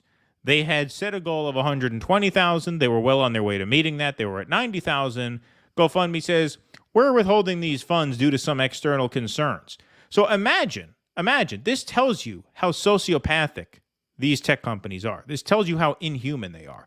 Imagine holding $90,000 from someone who did a fundraiser on your platform and not even having the courtesy to email them back a personalized response, because this is not a personalized response. This is, sure as I'm sitting here, copied and pasted from a generic response. If someone asks, where's the money, you send them this. 90 grand, and they can't write you a fucking response.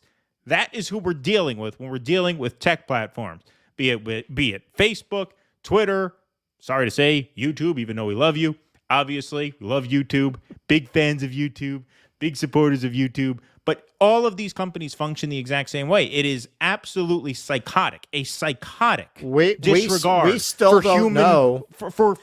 For human beings. How can you withhold 90 grand from someone and not even answer their email? Send them a generic response like this. How sick do you have to be? I mean, you're not, I mean, that's just unbelievable. The warning that we got from YouTube, we never got that explained. And we never will. We never will. No. We don't know what exactly it was so that we can avoid it. In the future, right. If they really wanted you to follow the rules, if they really wanted you to conform, they would tell you where you stepped out of line so you know what not to do again. None of that. Didn't. No. And they reviewed it. Right. And they still, so that means there was a human involved. And they still did not deign to tell us. Right. Exactly. They just don't care. They just do not care. We've received nothing since from Sabrina, quote unquote. By this point, we had raised over 90 grand, yes, from over 1,100 contributors. The generous contributions from our audience were accompanied by hundreds of messages of effusive support for our factual journalism holding imperial power to account. And now, GoFundMe is holding the donations hostage, refusing to transfer them to us, while failing to inform donors that it has effectively seized their money. The for-profit site has similarly refused to explain its freezing of their donations, issuing nothing more than a vague allusion, some external concerns, to pressure from powerful outside sources. Here is a graphic to support what he's saying there. Your transfers are currently paused. $90,700 and something. GoFundMe's financial sabotage follows the de facto sanctions imposed by Venmo and PayPal on our managing editor, Wyatt Reed, after he reported on the Ukrainian military's targeting of civilians from the separatist side of the Donbass region. Kit Clarenberg, who would have also been provided with a staff position thanks to our fundraiser, was detained and interrogated about his investigative reporting for the Grayzone by British counter-terror police at Luton International Airport this May. Then there was the Ukrainian SBU Security Services effort to ban the Grayzone's Aaron Mate from Twitter. According to a series of internal Twitter emails provided to Mate, the SBU enlisted the FBI to pressure Twitter into banning him and a long list of accounts from its platform on the grounds that they were, quote, suspected by the SBU in spreading fear and disinformation. However, Twitter ultimately raised concerns about censoring American and Canadian journalists and rejected the request to ban Mate. You know what that sounds like? That sounds like the Ukraine interfering in our internal affairs. Indeed. Indeed it does. There was a whole segment that we did about the SBU pressuring the FBI, right? So that's one side of it. The other side of it is that Wyatt Reed had been debanked or demonetized by Venmo and PayPal. It's really incredibly scary. You know, we use the term debanking because that's what Trudeau threatened to the Canadian trucker convoy. Here in America, we don't hear about people losing their bank accounts like Chase, Bank of America. Yeah. But yet, because if you look at the language of those agreements when you open a checking account, as Russell did this week in preparation for his Canada monologue, they can discontinue their relationship with you for whatever reason at any time. And so you can literally when you sign the customer service agreement, because I'm preparing the Canada dystopia monologue, so coincidentally I was just looking into this, like, can they do this here? Because Trudeau did this under an emergency powers provision that they have in Canada.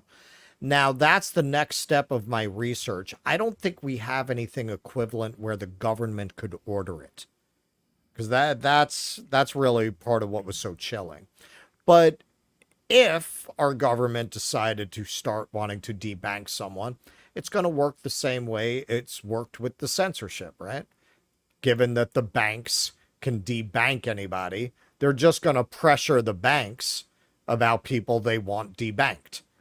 Right. The same way they pressure these platforms to censor people they want censored. Right. Drag Mark Zuckerberg into Congress, smack him around a little bit. He'll get the message. Right. That's how it happens. They'll just do that to the bank CEOs. He starts disappearing accounts, and they say, well, we didn't do it. It's a private company. He could do what he wants. Exactly. We gave him our preferences as to how he should run his platform. We didn't make him do it. And how much dirty shit do they have on these fucking banks and their CEOs that they could use against them? Well, you know, those were some pretty funny deals you had with the Medellin cartel a few years back. Maybe we need to start looking into that. This is how you criminalize people too, because at a certain point you debank them, you demonetize them. This is how people have to live with money in their mattress, like the fucking mafia, right? Right. And then when their books aren't right come tax season, you say, well, what did you do? Well, I tried my best. You literally made me deal in cash. I heard Jackson Hinkle got demonetized by PayPal. Was it PayPal or Venmo? It was one of those two.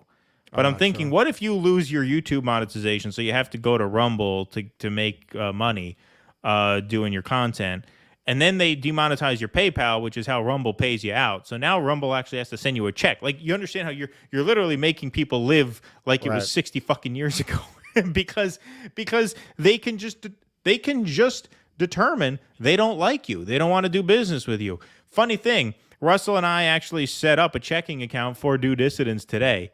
And the guy at the bank said he was going to watch the show tonight to, see what we're about. And I'm like, well, we could get debanked after tonight. Exactly. If he's not cool. We're already that we might get into Guinness for that. If you're listening, my friend, I the hope shortest you enjoy. amount of time right. ever to get debanked for an LLC. Yes, Mint Press News, Consortium News, they got kicked off of PayPal.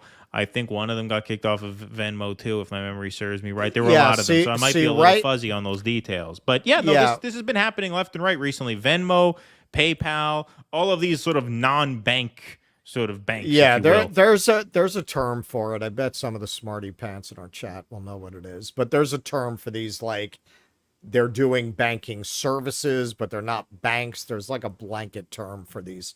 PayPal, Square, like that. There's a term for it. So far, the banks themselves haven't done it. In my research, a lot of people do get debanked every year, but it's not, they were in a trucker convoy. It's stuff like they're Pakistani and they wire money home and they got flagged. And now one day their credit card stopped working. It's more shit like that. And from what I was reading, I have to research this more. The banks are in a position where they can be held liable if they don't report any kind of suspicious activity. So Jake they says have payment processors is what they call them. Is that so? Okay, I thought there was a fancier term, but I might be wrong. But they will tend to over-report on every little thing, right? Because they don't want to be held liable later if it turns out to be something. They don't want the government to come at them. And of those reports, 4% turn out to be anything. But a lot of people do get debanked that way. So far as I know, the legitimate banks, rather than these PayPal things, have not debanked people for their political opinions.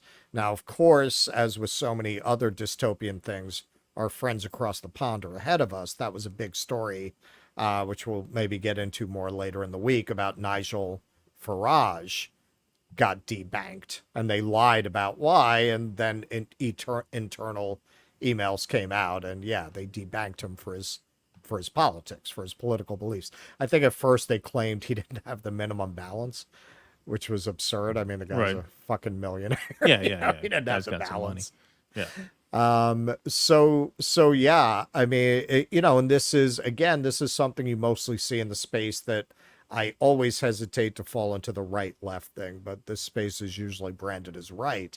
They're the ones who are really making a stink about going cashless, because they're saying it's partly to force you into a system where they can unperson you more easily if you don't have cash, if everything's electronic, if everything has to go through the system.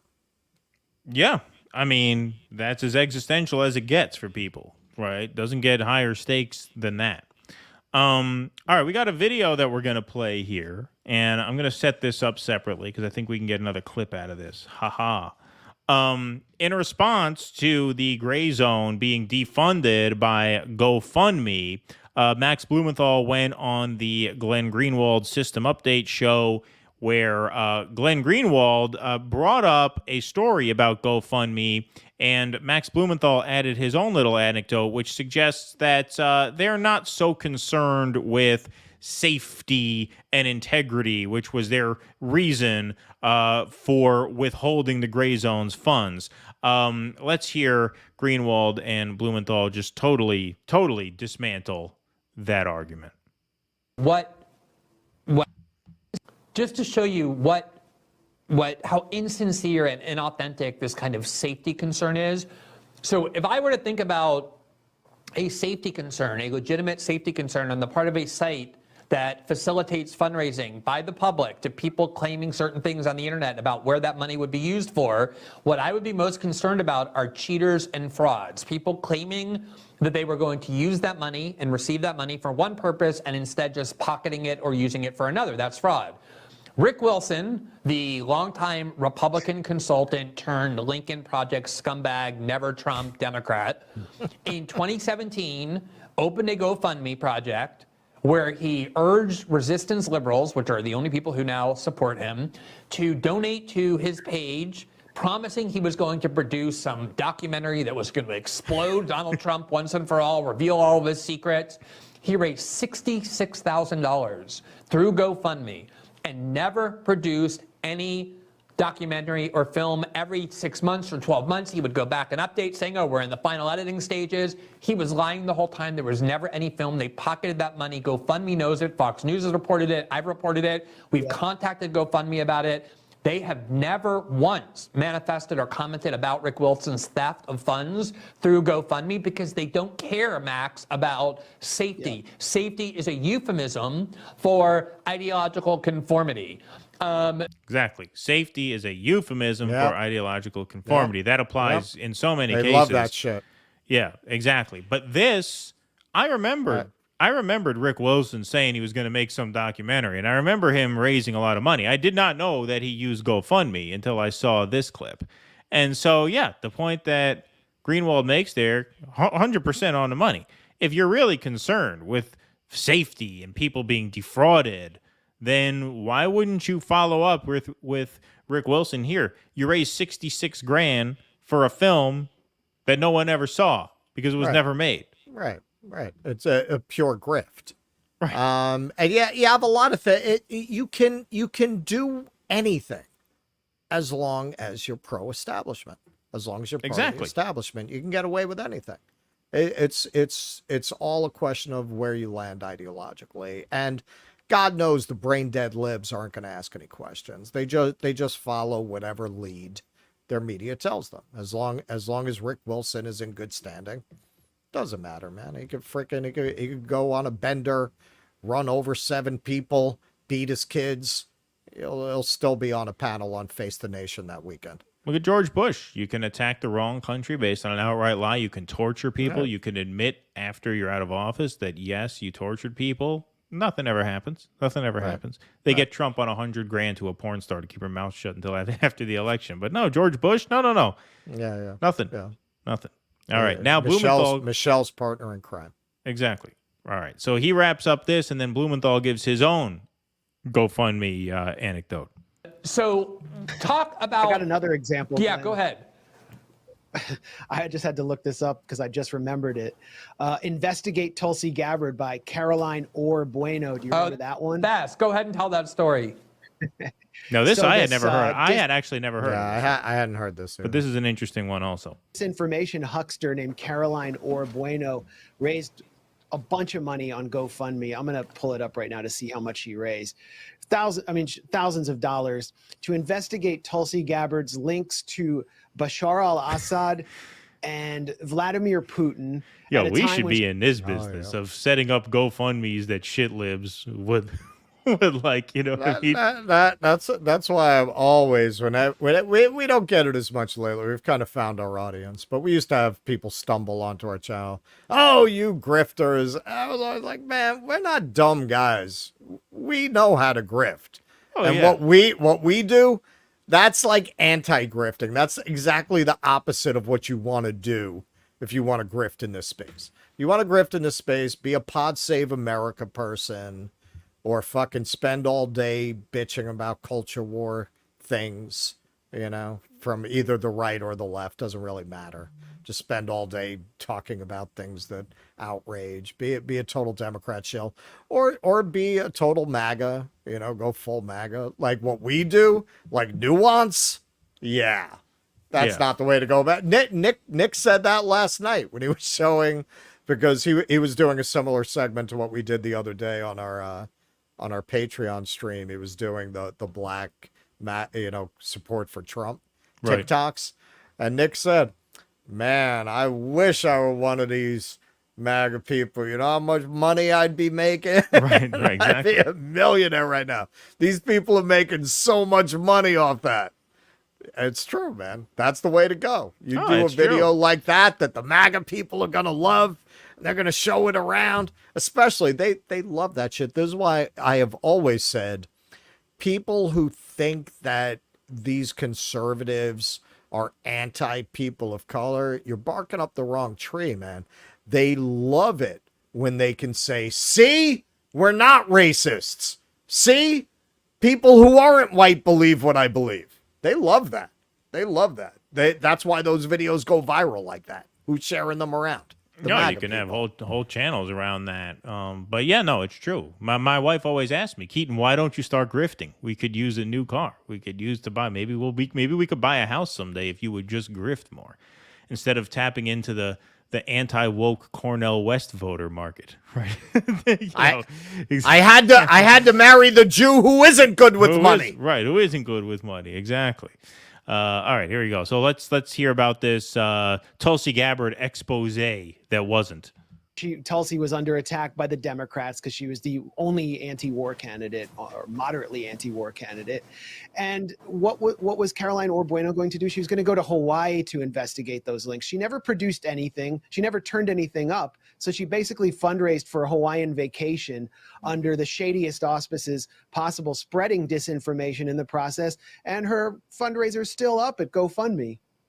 Yeah, I mean, exactly. And this was widely discussed. This was widely reported at the time. It was widely documented that none of the promises she made to elicit those funds actually were ever realized or fulfilled. And of course, because she also had the right ideology, namely attacking a dissident to establishment orthodoxy, GoFundMe did nothing. GoFundMe does not care if you use GoFundMe to steal people's funds, to defraud well-intentioned people, as long as your politics are correct. And there we go.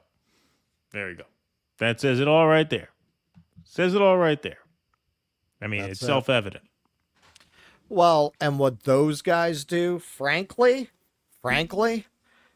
I'm surprised they didn't anticipate that. I'm surprised they didn't go for one of the free speech platforms from the get-go. Like, if I were running Grayzone, I mean, I'm not trying to slam them, man, but what were you thinking going for a mainstream platform, right? Like, I wouldn't. Like, those guys have red flags on their red flags.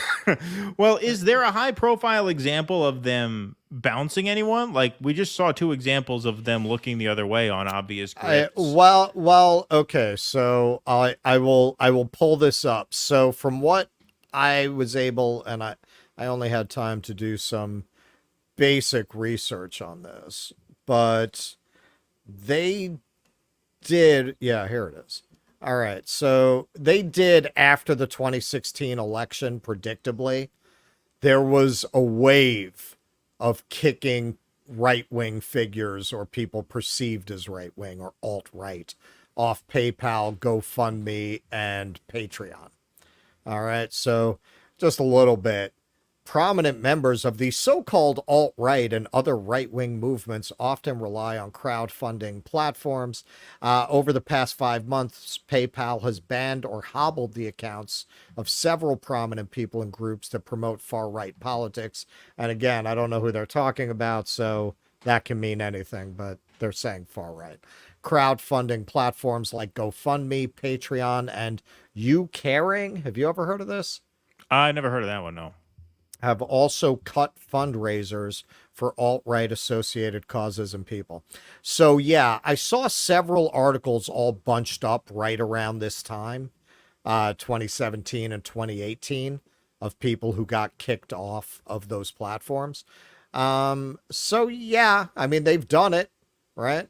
I think them going after the left is more newish. It looks like after Trump, there was a wave of the Trump backlash where they purged a lot of people who were perceived to be Trump adjacent.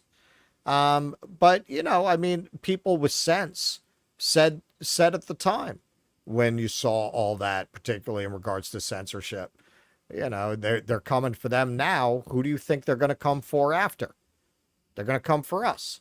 Of course they're going to come for us. Of course. Of course. Censorship has generally been turned on the left.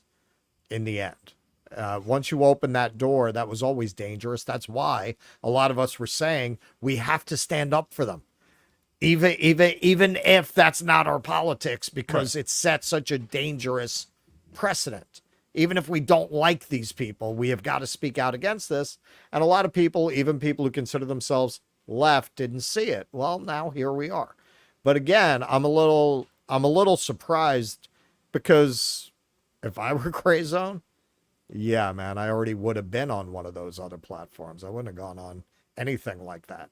GoFundMe, PayPal, like, you can't, man. I mean, they're going at the heart of the empire, man. What they're doing, shit, man, that's worse than saying 12-year-olds can't consent to getting their dicks chopped off, man. You're talking about Ukraine, you're talking about Russia. I mean, you're going right at the shit that Bernie always knew not to talk about. That was another red flag with Bernie. He never got into those things. He knew where the line was. Yeah, no, indeed. Well, you know, we said this at the top of the show, but we'll say it again because we're going to clip these segments for YouTube. In solidarity, we are discontinuing our GoFundMe fundraisers, and from now on, we will use alternate platforms. We have to do a little bit more research, apparently, to see which one to use, but it will not be GoFundMe. We're gonna talk to Pasta about our Jesus friends. I gotta see what they did to Pasta. Yeah, it'll either be that one or it'll be the one that Grayzone is using. The one that Grayzone used, indeed. Either one. We'll open that up, and that'll just kind of be the bowl that we keep out for anybody who wants to throw in for special projects. As I said, we already funded a special project that I can't name in case we got narcs in the audience who are gonna give a warning of what we're planning on doing. Right. Exactly. It's perfectly legal. Perfectly legal, of course. First Amendment, absolutely, 100%. All right, everybody. So I guess that is what we got tonight. We have a few more super chats that we will get to, but thank you all very much for being here. Please hit that like button. Please hit that subscribe button if you have not subscribed already over on Rumble. Hit that follow button right under the screen. Very, very important. We're really trying to build up our audience over on Rumble. And so if you guys, whoever's watching on YouTube, if you want to go over rumble.com/DueDissidence and just hit that follow button over there, that's hugely helpful. Let's go to some super chats here. The chant of the Muldaya. Thank you for the $5. The thing I won't name devastated my improv group, not literally, but they only do things over Zoom. Even to now, really, wow. And I gave it a chance once. Improv comedy over Zoom. Interesting. Well, thanks for the donation. I'm sorry to hear that about your improv group. Damn, yeah. Tusker, thanks for the $5. You'll definitely run off the DSA crowd with the cowbell. Thanks, Courtney. Yes, indeed. And Tusker also said, show the Vivek and Buttigieg hardball bits. Are there videos of those, Tusker? Because I know you DM'd them to me on Twitter. Oh, from when they were 14? From when they were like really young guys and they were on hardball. Apparently, they both appeared on hardball. Are we sure that the second... I mean, the one guy is definitely Pete. Are we sure that the second guy was Ramaswamy? Are we sure? I mean, I haven't looked into this. I'll have to look into that. But if there's video of that, I would love to play that, actually. That would be great. So, yeah, we will definitely check that out. And if we can confirm the identity of Ramaswamy, then we will play that if we can find it. But that's all we got for tonight, I believe. We have a patron show tomorrow at 8 p.m. So please go and sign up. Patreon.com/DueDissidence. Patron exclusive stream tomorrow. Patreon members and paid Substack subscribers will get a link in the morning. And then we will be on at 8 p.m. We have some stuff we got to cover tomorrow. We're not really allowed to get into too much detail as to what we will be talking about. We had a fourth topic planned too. We're going to get into some of the Jimmy Dore Boys Cast stuff. Because that was a real fiery interview, so we're going to cover that on Patreon tomorrow. Jimmy Dore on the Ryan Long show there.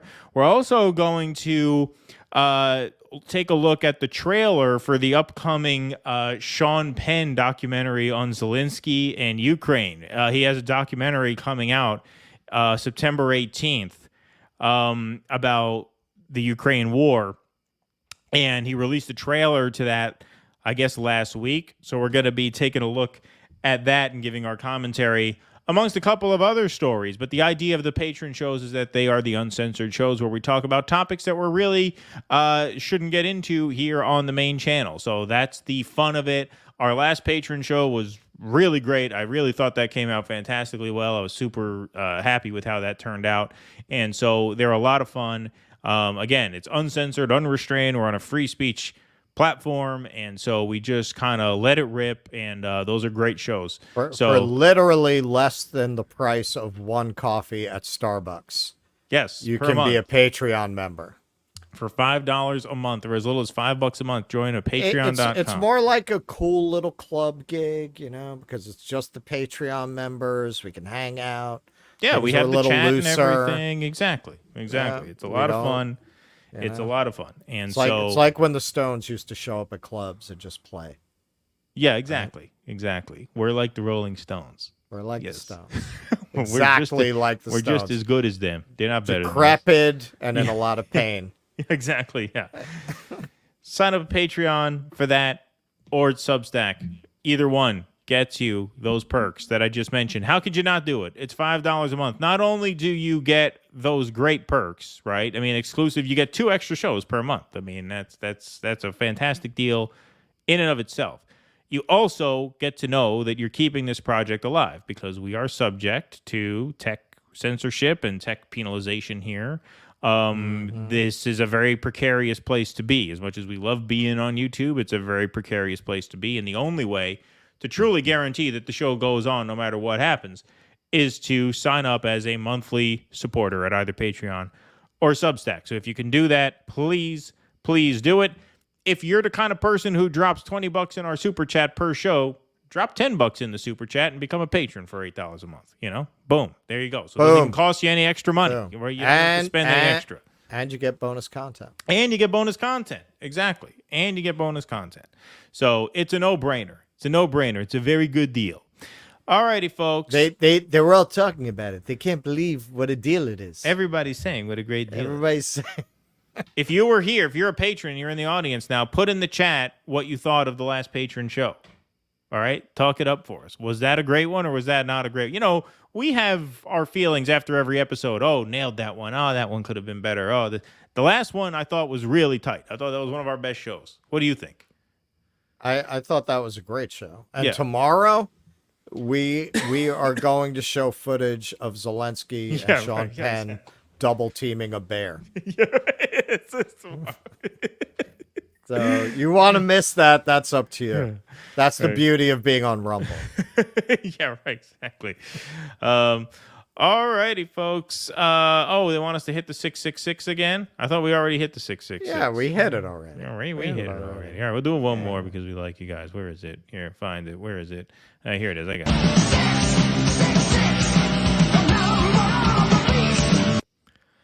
All righty. Folks, that is all we got for tonight. Thank you guys very much for being here. Appreciate it. Tusker says it's in the thread. It's for the likes. It's for the likes because we hit 666 likes. Oh, 666 likes. Okay.